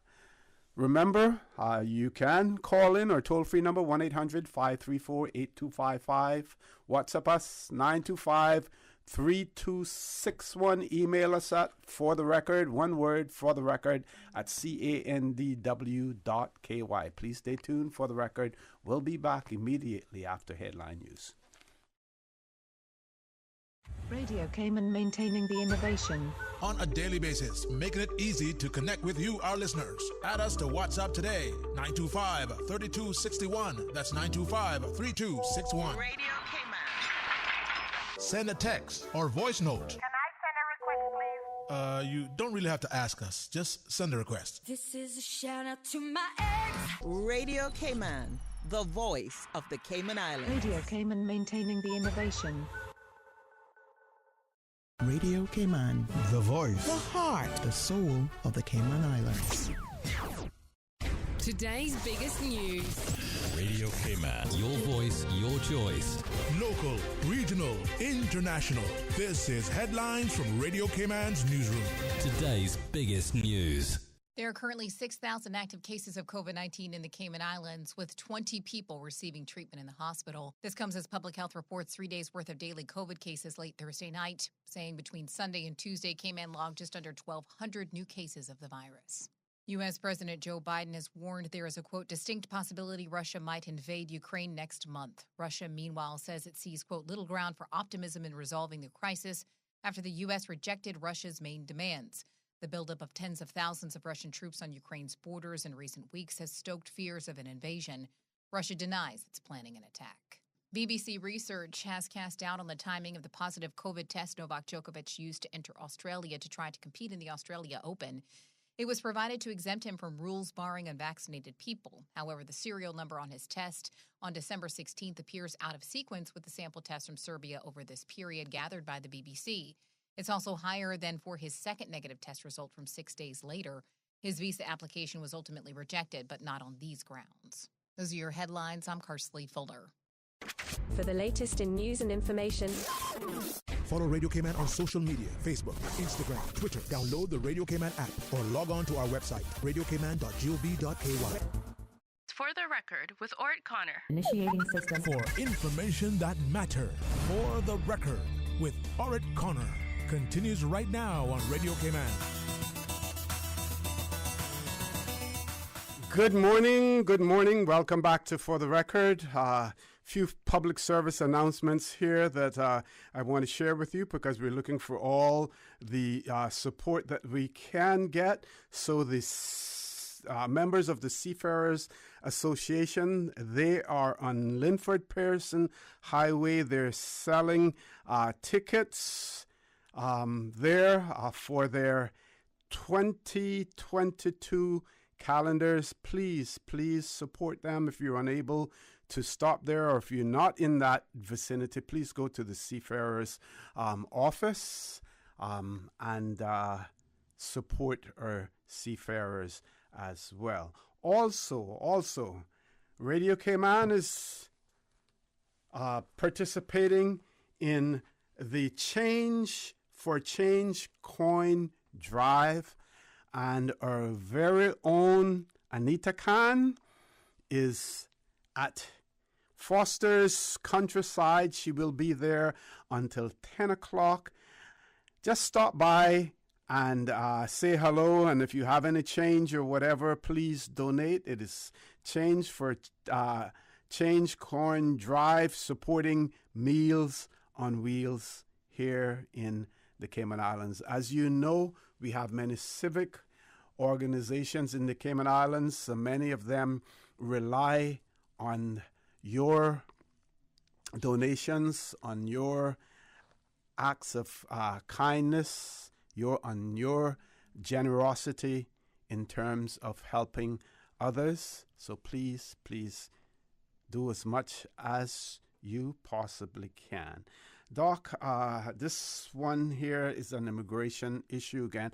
And I just want to remind people that sometimes Dr. McPhail, as well as myself to a certain extent, because of our involvements on immigration boards or work permit boards or whatever, So we have to be very cautious in terms of what we say and how, not only what we say, but how we say it as well. But if there's public information, certainly we are more than happy to share that with you.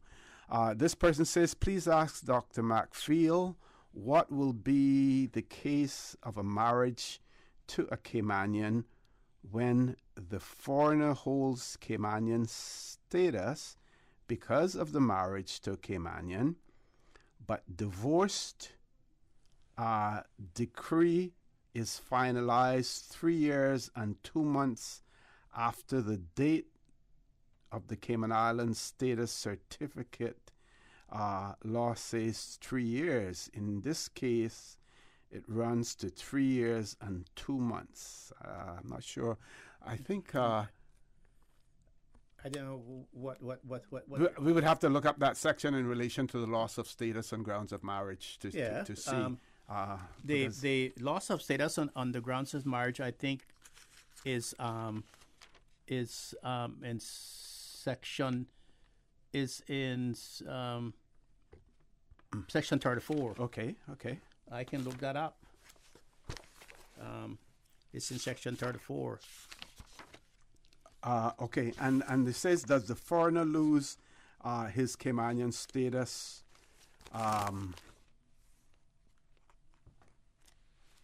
Does the person keep it? Okay, we'll have time to look that up. Yeah, meanwhile, I'll share another one along those lines. There's a case in... There's section 33 and 34. It's the section in which the revocation of the right to be Caymanian can be lost. Yeah? Okay. And it says the right to be Caymanian granted by the board may be revoked where the holder has supplied false or misleading information in a material particular to the board, where the holder has ordinarily resided outside the Cayman Islands for a period of 5 years and can no longer be said to be settled in the islands, where the marriage to the holder being the spouse of a Caymanian is deemed by the board to have been a marriage of convenience, where the civil partnership of the holder being the civil partner of a Caymanian is deemed by the board to have been a civil partnership of convenience, or where within 3 years of the grant to the spouse or civil partner of a Caymanian of the right to be Caymanian under this or any earlier law, the marriage to civil or civil partnership of the holder, in the opinion of the board or the director of works, has broken down, has declined to the point where the parties have separated as a result of a decree of a competent court or a deed of separation, or no longer exists. How many years after the grant is 3 years. 3 years. Within 3 years of the grant to the spouse of civil partnership, within 3 years. So because this person is saying that it's been 3 years and 2 months, so they're outside of that. They're outside of that, yes. They say the whole of the right to be Caymanian by entitlement under this act or under any other anomalous act may lose that right where the holder has not been legally an ordinary resident. The same thing. And the board may by order divest any person who has been granted a right to be Caymanian under Section 28 or the Caymanian status under any earlier law of the such rights of status if it is satisfied that the grant was obtained by means of fraud, false representation, or the concealment of any material fact. And you also can lose it under Section 34. It can be revoked where the grantee of the right to be Caymanian or of Caymanian status under this or any earlier law is convicted by any court in the Cayman Islands or elsewhere of an offense for which the grantee is sentenced to an immediate term of imprisonment of 12 months or more, other than for non-payment of a fine, and in respect to which conviction that person has the right to appeal has been exhausted. Okay. So if your marriage had broken down within 3 months, 3 years, between 3 years of the granting of the grant, because you first have to be married for at least 7 years before you're eligible to apply. So that's right. Between year 1 and year 7, that's right. You are on residence and employment's right certificate. Yeah. 7 years, then you can apply for status on grounds of marriage. And you must remain married for at least 3 years after the grant, otherwise you lose it by operation of law. You lose it by operation of Section 33 of the Immigration Transition Law 2021. Right.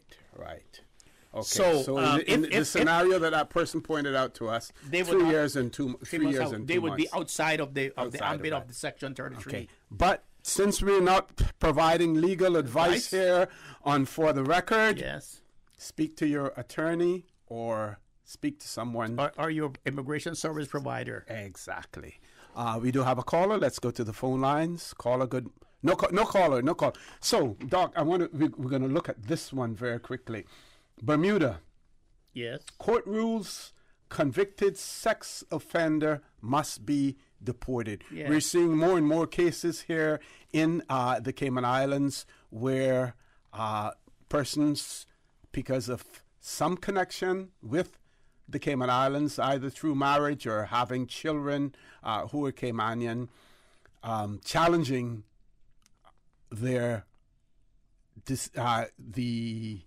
government's decision in terms of their right to remain in the islands. We see now in the United Kingdom where they are now crafting legislation to make it much easier for them to deport foreign convicts, even though they may have some familial connection with the United Kingdom. So in this case, it says deportation order stands. Bretoni Taylor will be deported to Jamaica. A judge ruled yesterday. Taylor, a Jamaican national, sexually assaulted a female guest worker after abducting her from a bus stop in broad daylight in 2011. It says a convicted sex offender will be deported from Bermuda back to his homeland in Jamaica under governor's orders, a court heard yesterday. Bretoni Taylor was granted temporary reprieve in October after his lawyer, Victoria Grinning, argued that he had not been given a fair opportunity to challenge the deportation order. But the Supreme Court heard yesterday that his challenge failed, and the governor had ordered him to be sent back to Jamaica. Ms. Grinning said, "It is not what my client wanted to be deported, but he will comply." She said he was grateful to have been granted legal aid to mount his challenge and to have been given the opportunity to engage in a fair or a much fairer process. Puny Judge Larry Mussenden is quoted as saying, "I'm going to now lift the stay of the deportation order so that the deportation order can continue. That is the order of the court," he added. Best wishes to Mr. Taylor. Taylor was imprisoned for 16 years in 2012 after he pleaded guilty to a daylight serious sexual assault on a woman at a bus stop in South Road in Smiths the previous year. He admitted carrying his victim to an isolated area and forcing her. I'll just bypass that. Mm-hmm. Taylor also attempted to rape the woman, but she was able to alert a passerby to the attack. The sentence was later reduced to 14 years by the Court of Appeal. He also admitted to twice accosting a woman jogger in Hamilton Parish 35 minutes before the bus stop attack and was sentenced to another year in jail for intruding on her privacy. Kathleen Summons, the Attorney General, issued this is interesting, and I'll ask you to comment on this later. Mm-hmm. The Attorney General was able to issue a public notice warning when he was released from jail in October of 2020. So I would imagine that public notice warning probably has something to do warning the public that he's a threat to the public. Yeah. He's a threat to the so public. we'll look at that later. Goes on to say that the governor signed a deportation order and he was due to be flown back to Jamaica on a commercial flight on March 29th last year. But Taylor was arrested the day before the flight for an alleged failure to attend a pre-flight COVID-19 test and breach of an order of quarantine. He was alleged to have made threatening comments while being taken to Westgate after his arrest, and was said to have told officials he would take the whole place down if they deported him. Ms. Greening filed a writ of habeas corpus arguing that Taylor's arrest and detention was unlawful, but Mr. Justice Mussenden disagreed, saying it was lawful because his conduct when served with the deportation order, because of his conduct when served. The judge said a rescheduled deportation by private jet scheduled to happen in April last year should not go ahead until the outcome of the civil proceedings brought by Taylor to try to get the deportation order quashed. Taylor said in an affidavit last year that he had a 23-year-old stepdaughter, 17-year-old twins, and a 10-year-old son with his Bermudan wife. He said, "I have a close relationship with my children, particularly with my 17-year-old son. Since my release in October 2020, I have spent regular and quality time with them, fishing and making up for the time lost when I was incarcerated. My son was and still is extremely distressed when he learned that I have been taken back to prison and that the authorities are now considering my deportation." Yesterday brought a close to a civil case where Ms. Greening asked that her client be allowed to spend some meaningful time with his children before he left the island. Mr. Justice Mussenden said, "He has been here for quite some time, so I would imagine he would have used that time to have some time with the children." Ms. Greening also raised the archaic section of the Constitution, which she said would have prevented the courts from deporting Taylor had he been a woman. The judge said, "I think it's more than female. He would have to have been the wife of a Bermudan. We are not going to go down that route." Ms. Greening said after the hearing that the Constitution protected foreign mothers but not fathers in such cases, and it should be challenged in the European Court of Human Rights. In this modern age, it is depressing and unfortunate that there are two standards enshrined in the Constitution of all places, she added. The Constitution, in fact, embraces and allows discrimination.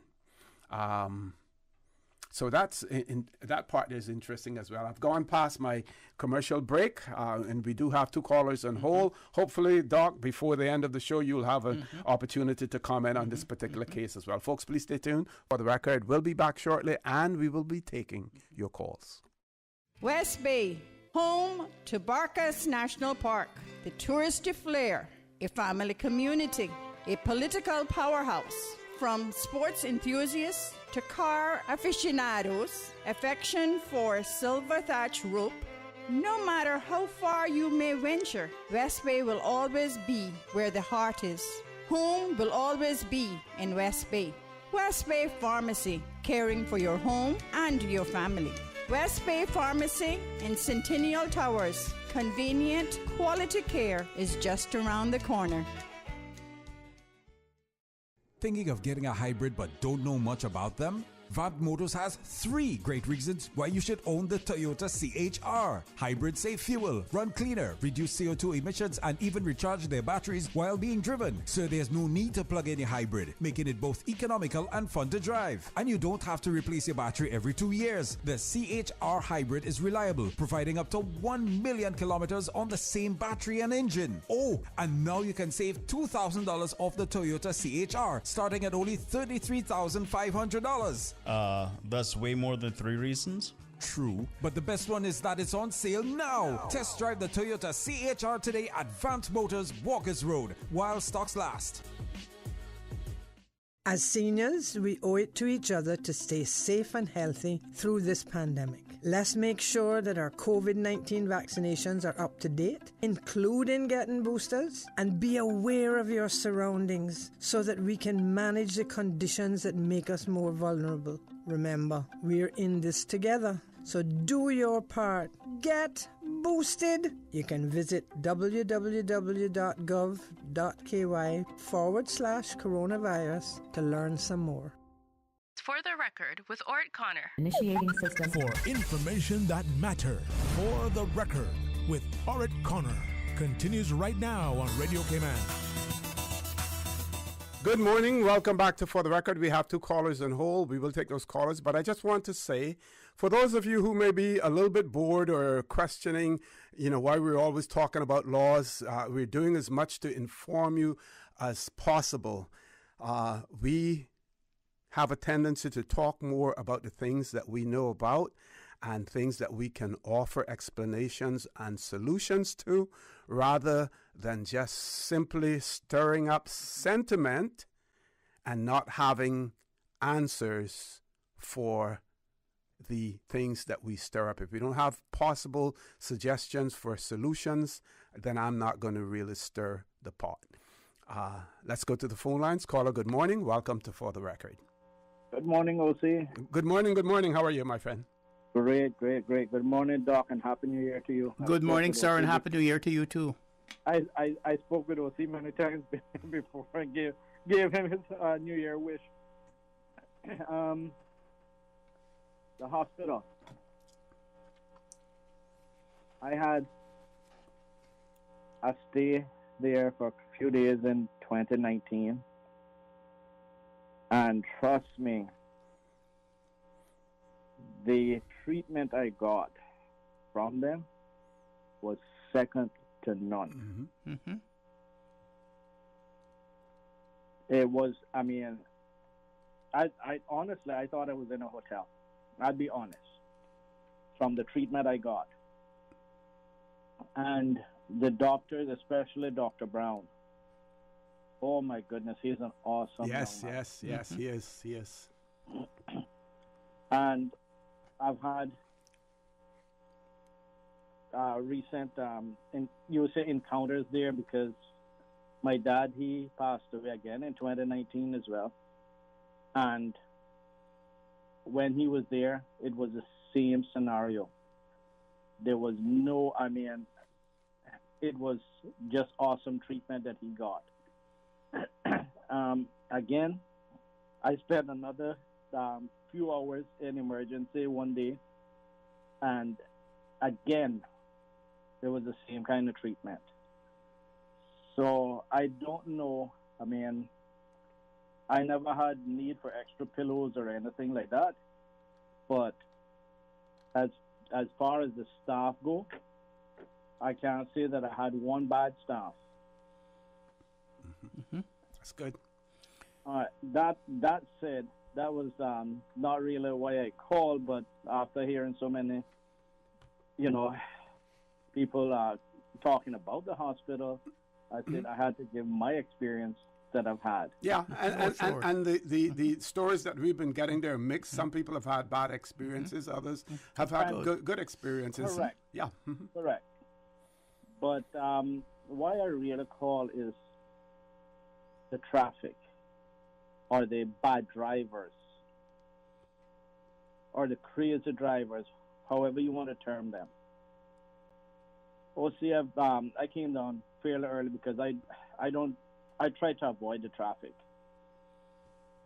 And I came early this morning because my wife's car had to go in to get servicing.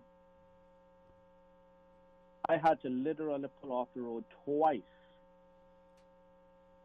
because of a road rage driver, I would call it, and nearly caused an accident. A car is coming up, I'm going down, and he's going to cross. That happened twice. Wow. 2 different vehicles. Then when I got into Savannah, the lights are flashing and people are crossing. Like it's a racetrack in a school zone with lights flashing. Mm-hmm. police are not doing their job. I remember when I was growing up. That's not too many years ago, because I'm still young. And you would see police on the road all the time. You're lucky if you see them when they're changing shift now. What has happened? I'm sure they have more officers today than they had back when I was growing up. Police are not doing their job. And you hear them get on the radio and, oh, we got this thing going on and this and that. We arrested so many. No, you're not doing your job. You're trying to make people believe you're doing your job by coming on and say you just arrested 20 drunk drivers. But caller, while to a certain extent, criticism of the police may be warranted, we've always said, and we acknowledge the fact that the police can't be everywhere, at the same time. There's an article in today's Caymanian Compass talking about the license plate readers and the lack of those only in certain places, and the system still not being operational. Those are areas that need to be addressed as well. And all the money we spent on those cameras that was supposed to read the license plates and stuff. And I have the same experience too. But what I do is I try to avoid the streets. I come early in the morning and I go late in the evenings. But even then, I see people passing me for, the double line is just after you pass Rex Creighton's house, going up into Savannah, and people will be overtaken on the double line, 4 and 5 cars and so forth, with no respect for your safety. But I don't know what to do.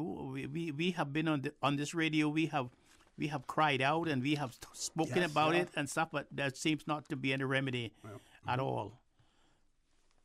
Perhaps if they gave the highway patrol control of the highway patrol and the safety of the highway patrol to the roads authority, maybe they might get some things done. Okay, caller. Okay, take care. Okay, you do the same as well, Miss Susan. I believe we can grab one more call before the break. Caller, good morning. Welcome to For the Record.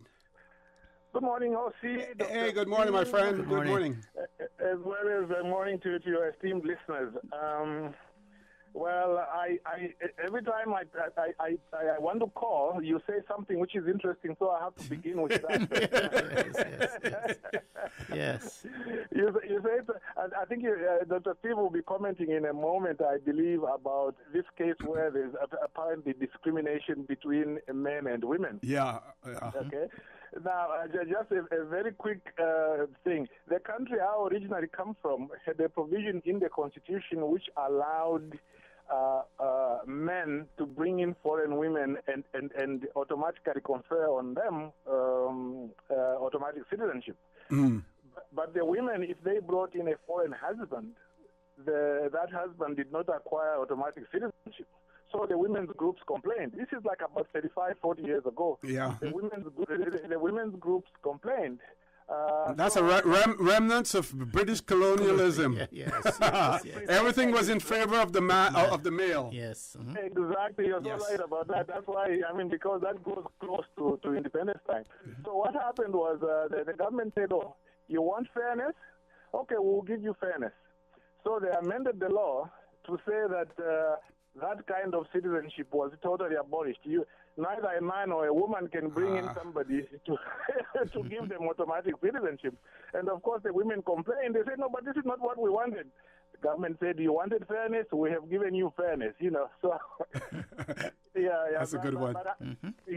So now you said something a little bit earlier about the judiciary, so I want to comment very, very quickly about that. And it has always been a matter of interest to me. That in the judiciary there does not seem to be, I might be wrong about this, there doesn't seem to be a policy to Caymanize the judiciary. I know that in Cayman, Caymanians, you don't believe in 5, 6 kids. You believe in 1 or 2 or none. So I know that you don't have the numbers. But I still believe that if there had been a policy to say, well, we want by a certain year to have at least half the judiciary Caymanians or generational Caymanians, or even 1/3, some policy by government to move towards that. I think it would help. Because as much as a lot of people in the judiciary do good work, although I do have some asterisks here and there, generally speaking, they do good work. But the point is how can you have a country where in the three arms of government, the executive, the legislature, and the judiciary, the first two are controlled by local people. Then the third one, the third wheel, there are no local people. It's like having a tricycle with one wheel missing. You know, and you see, the problem therefore becomes when certain kinds of cases which need a Caymanian nuance, a Caymanian sensibility come, the people there, even if they might try, they will not understand certain things the way a Caymanian could. And so, to me, I think this is a question of government policy, and if government policy can move towards that, it will really help. And talking about government policy, this is a very good time to talk about that because our good friend Mr. Anthony Smelly is retiring at the end of the year. Yes, Doc and I were talking about that on Wednesday morning. Whether and we were sort of like speculating whether or not a local person would become Chief Justice or what would occur. Or whether or not anyone has been groomed. Yes. To become to succeed. Well, at least speaking to you, I'm preaching to the converted. I'm a strong believer that when a time like this comes, it is time for the local people to say, okay, this is an opportunity that we must use. But Mr. Billy, you have to look at the history of the education in the Cayman Islands and the history of the judiciary in the Cayman Islands. The Caymanian people, certain things the Caymanian people have not grasped of their own, and certain parts of the Caymanian the heritage, they have not accepted that they can do it. They have always left those things to outsiders. It doesn't matter how many years you have as an experience in another country as to do those jobs. When you come to the Cayman Islands, they do not believe that you are capable and that you are competent and can do those jobs. And so what they have done, they have traditionally and historically gave those jobs to other people from outside. And when you come inside, they ignore you, even though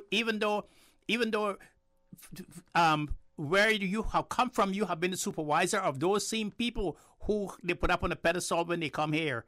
I always says that I could go to Miami or to London and I could pick up some guy from the streets and who's a bum, who's a drunkard, who has no home, who has no education, and I can dress him up into a suit and put a briefcase in his hand, and I could bring him over here, and I could have some false certificates, and next day they would be calling Mr. and so forth. Yeah. And then he who knows where he come from, when he would ignore me and say, I don't know who Steve McPhail is, who brought him here. That is the system.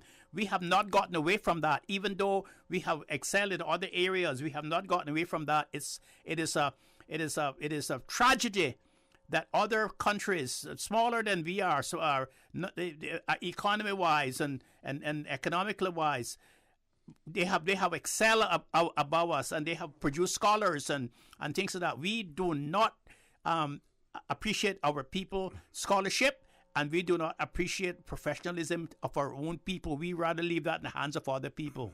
Okay. Well,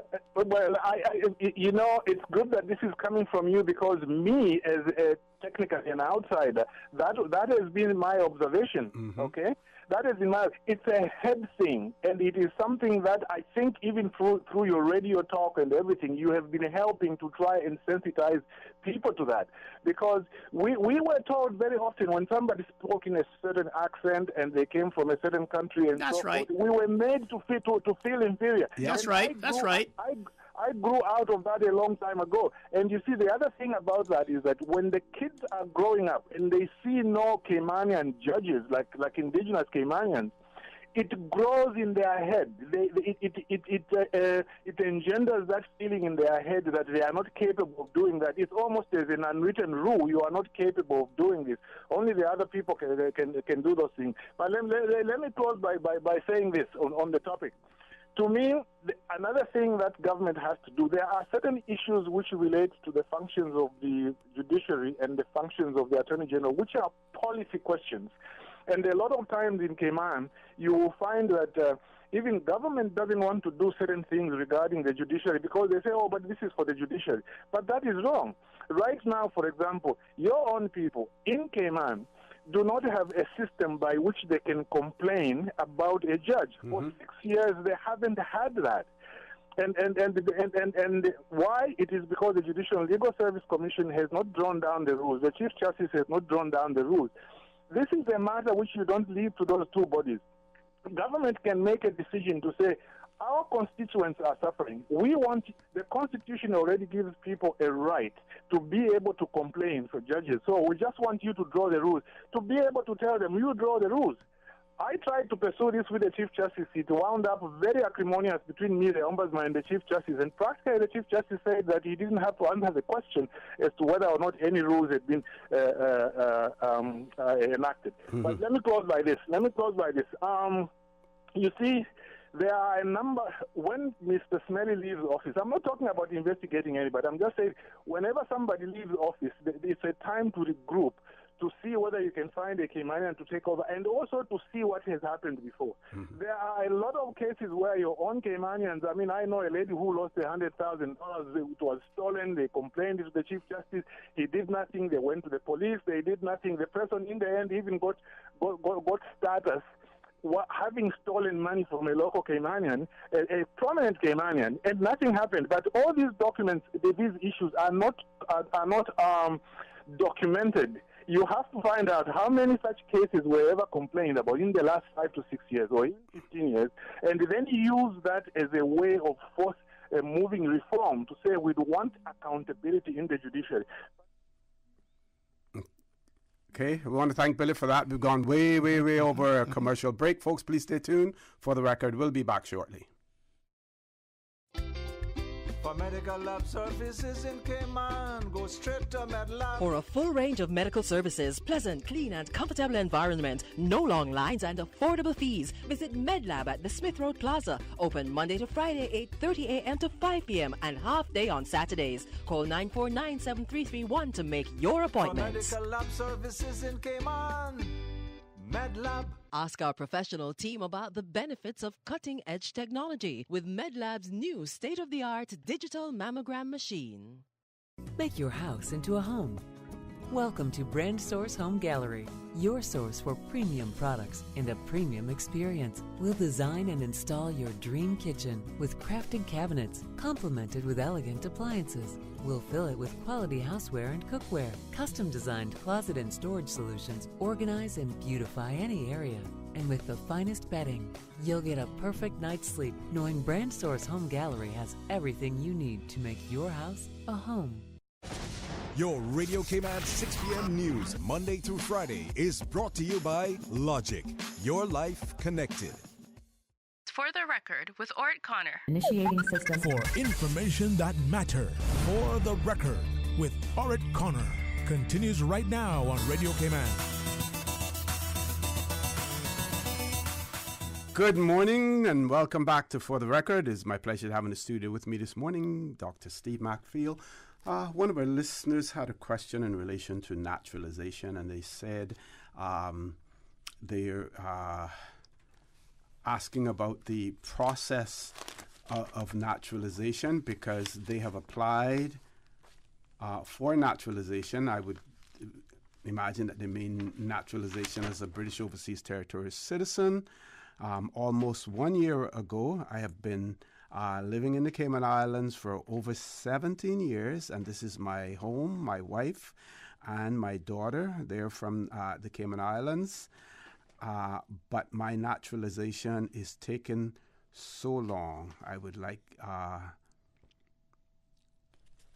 to know, about the process and what's taking so long. Well, I think Ryder, first of all, we're in the age of COVID, where face-to-face situations are almost impossible. We also know that there has been a staff shortage. Some people are still working remotely. And if your naturalization, even if it were approved at this point in time, then the swearing-in ceremony would have probably been affected by that. Not that it couldn't be done remotely as well, but 12 months is not really a long time for process for naturalization because certain checks have to be carried out and everything else as well. So I don't consider 12 months to be an inordinate amount of time for an application for naturalization, taking into consideration what we're going through now. So a certificate of naturalization under the British Nationality Act 1981, that is not for immigration. That is for the governor's office. That is for the cabinet. That application is made there. Yes. It's made there in the cabinet. Immigration, and it's I don't think 1 year is a long time to wait. Perhaps they should inquire at the cabinet office as to why their application has not been. The deputy governor's office. The deputy governor, why they have not had an appointment yet. Why they have not had an appointment yet to for the swearing or whatever. There might be something in the background of the applicant. I don't know, but it's not an immigration matter. Yeah. It only comes to the immigration after the naturalization, after the registration under the British Nationality Act 1981. But it would come to the Immigration Department or Department of Residence Board or WRC. But the naturalization certificate and registration itself is under the deputy governor's office. And they normally do those in batches. Yes. At least when the swearing in takes place. When they have 25, 30, or 40 of them. But the main point here, I do not believe that 12 months is an inordinate. I don't think so either. Period of time, I don't believe to be waiting for that as well. Okay. Any callers on hold, Miss Susan?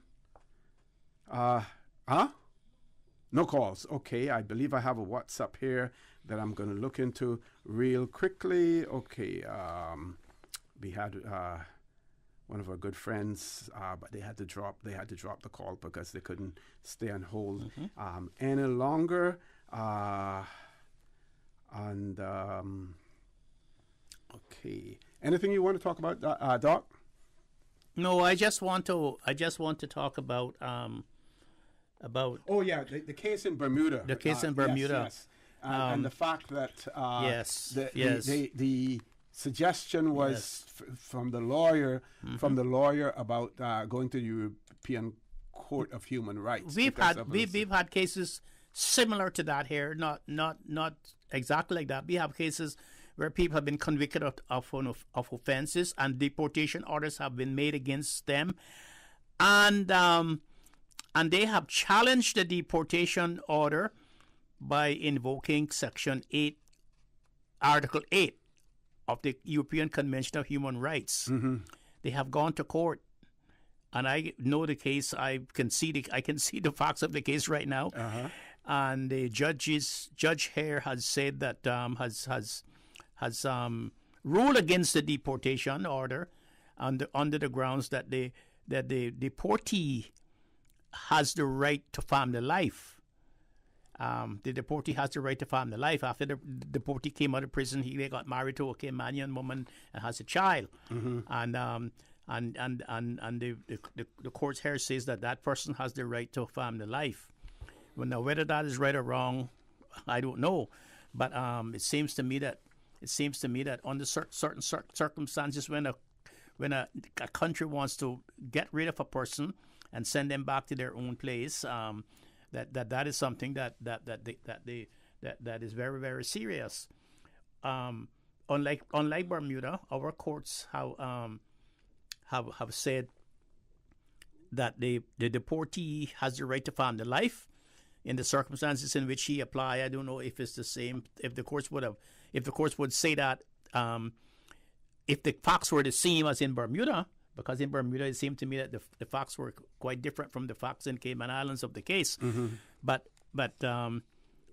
in England right now, they have the same thing similar to what we have here, where the deportees are challenging their rights to remain in the country after deportation orders have been made against them by using Article 8 of the European Convention of Human Rights to say that they have a right to family life.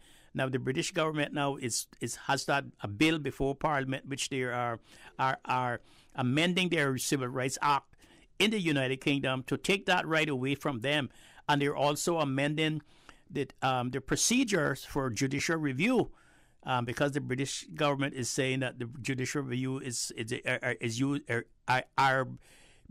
judicial review is being used against the interests of the British public, against the interests of the government, what they want to do, and they are going after that too.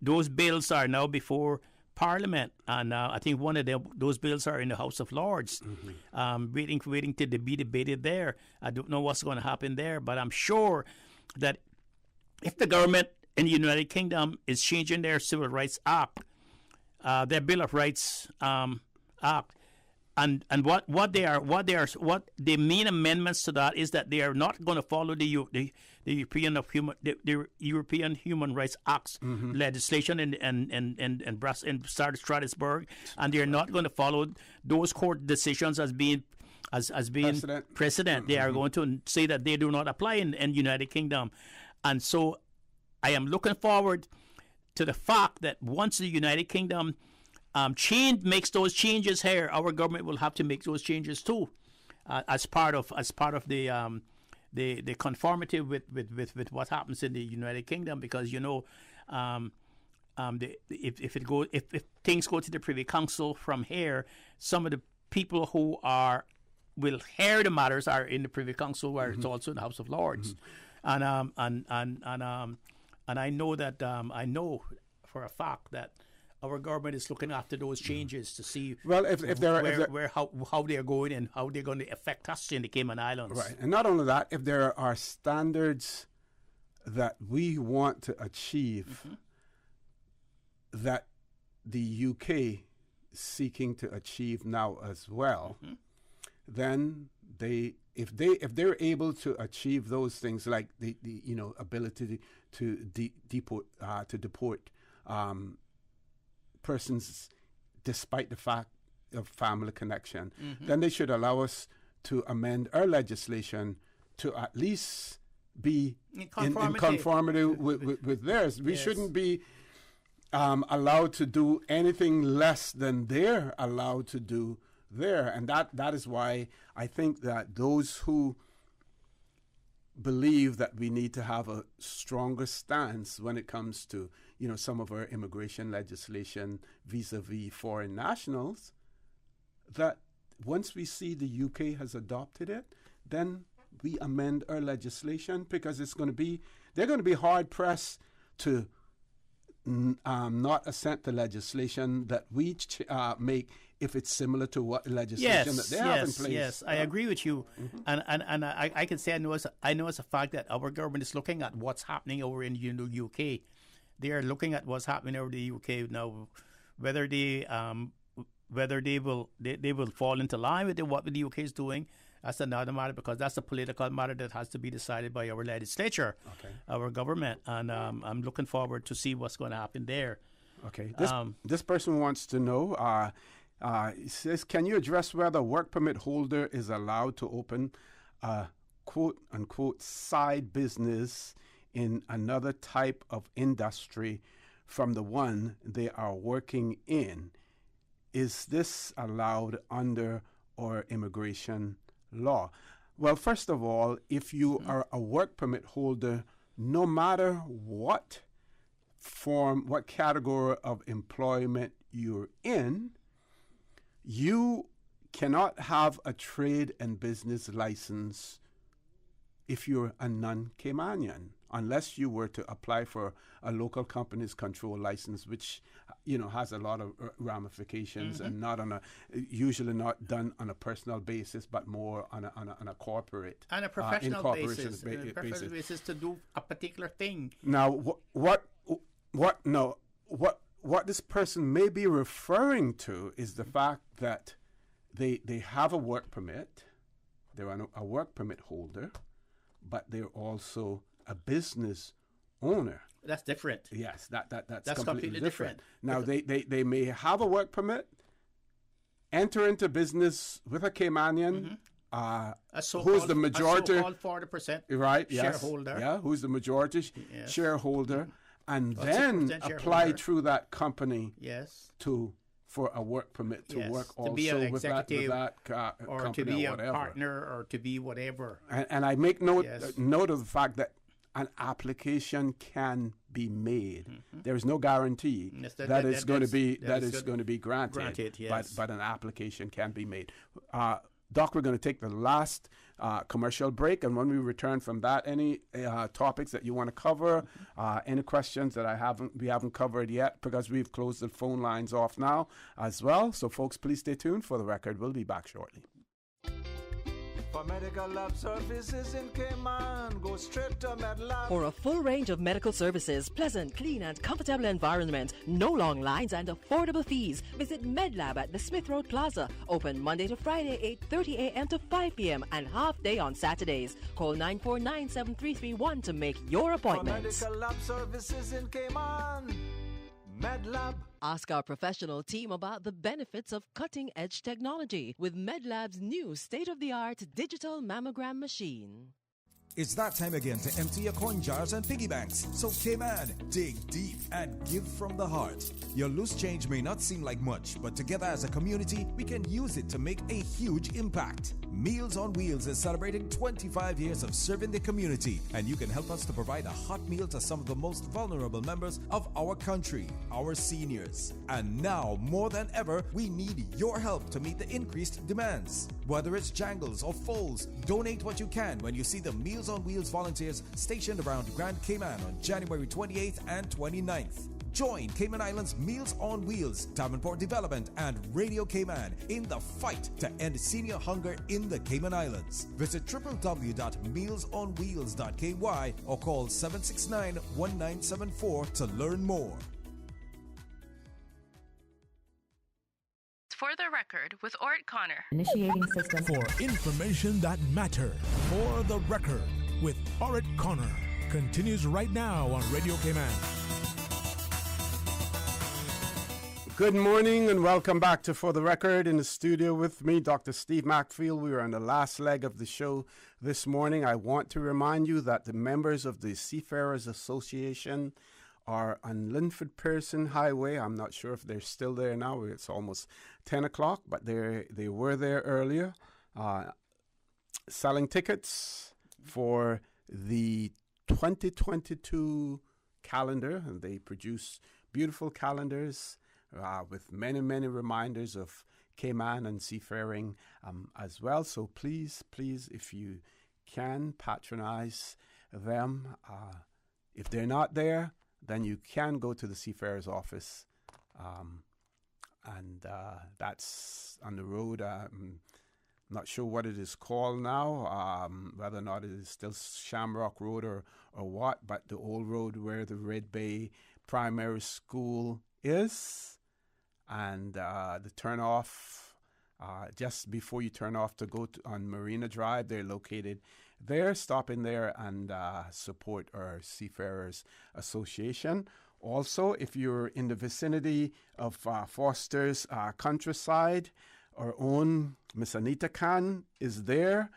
She's assisting Change for Change coin drive, and that coin drive is aimed at supporting Meals on Wheels. So if you're in that area, stop by, have a chat with them.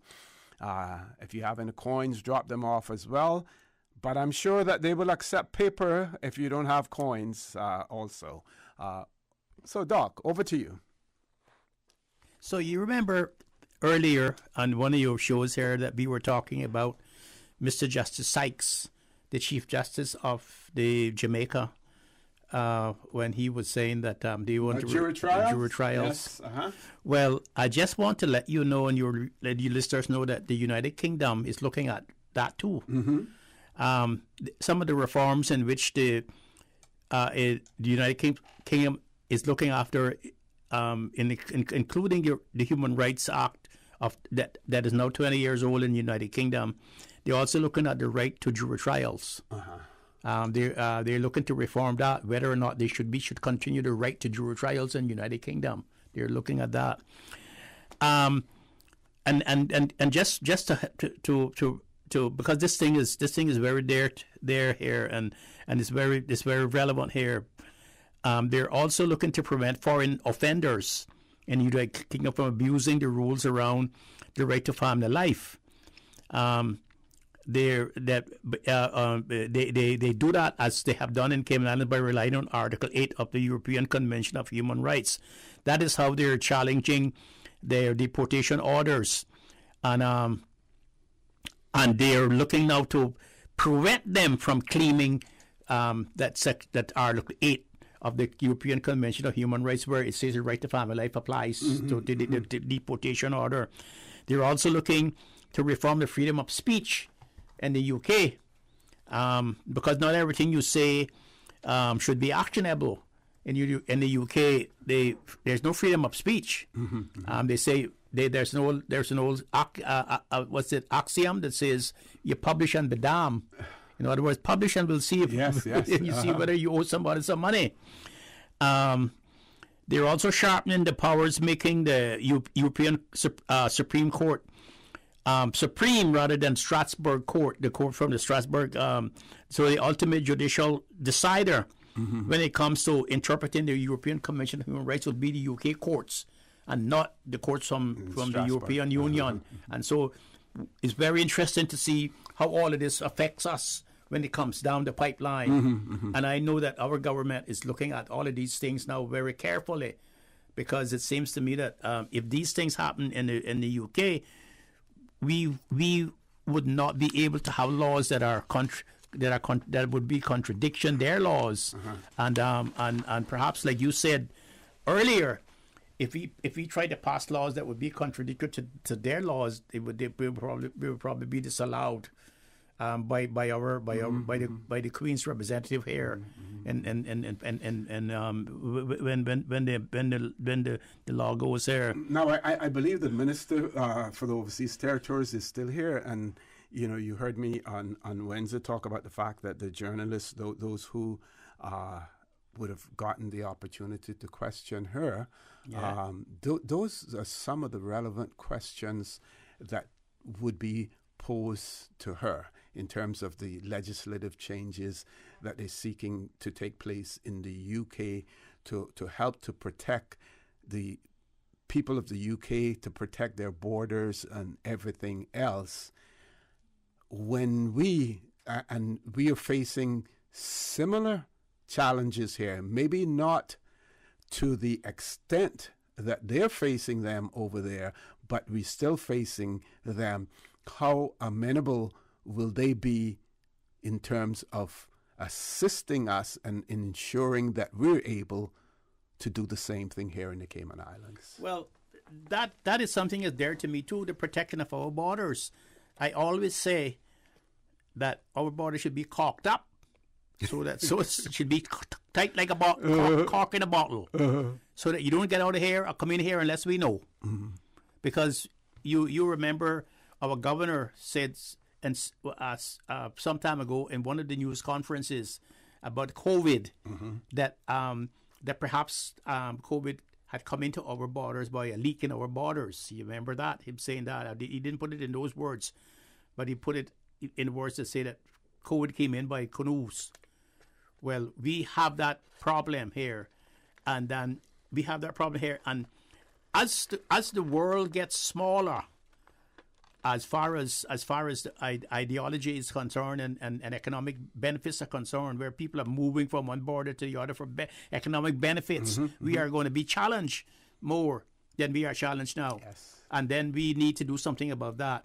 United Kingdom is having a hard time now keeping people out of the refugees out from coming into Europe across their channels. And the French aren't, they're no help at all. They're allowing them to stay right on. They don't want to help. They don't want to help. And although already we have some that are coming here, already they have some that are coming here, and that's something that we have to we have to bite the bullet with, and pass the necessary legislation and have the enforcement jurisdiction to prevent that from happening to us.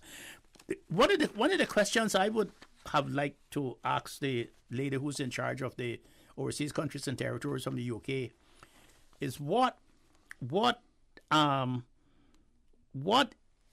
is the UK intentions for decolonization of the overseas countries and territories at this particular time?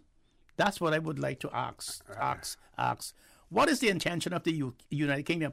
Although we said we do not want independence, we do not want any further advancement, we do not want is because the United Kingdom say it's at our, it's up to us. It's in our the court. The ball is on our side of the court. And remember now, they want us. They want us to be basically delisted because they have said the committee of the decolonization committee. That's right. They do not necessarily agree with them. They do not subscribe to many of the proceedings there now, because what they're basically saying is that the overseas territories they have reached the stage where they feel that their obligations on the United Nations Charter have been met. Okay.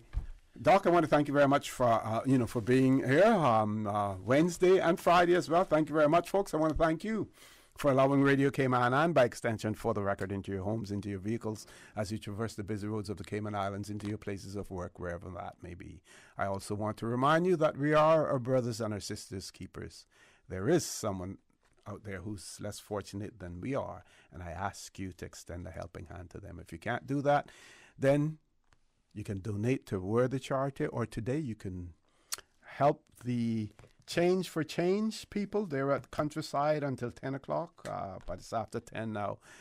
But we always want to consider those who need, not necessarily those who want or even those who crave. So I say to you, have a great day. Continue to support your radio station, Radio Cayman. Join Sterling Dwayne Banks at 12:15 for Talk Today. Have a great weekend. And as usual, we ask the good Lord to bless these three beautiful, wonderful Cayman Islands. For the Record is brought to you by Vamped Motors, the only authorized Ford and Toyota dealership serving the Cayman Islands. Coca-Cola, available across the Cayman Islands from Tortuga Distributors. Accept no substitutes. Taste the feeling with Coca-Cola. Brand Source Home Gallery, inspiring luxury. MedLab in Smith Road Plaza, your complete medical laboratory solution. Call 949-7331. West Bay Pharmacy, taking care of your health.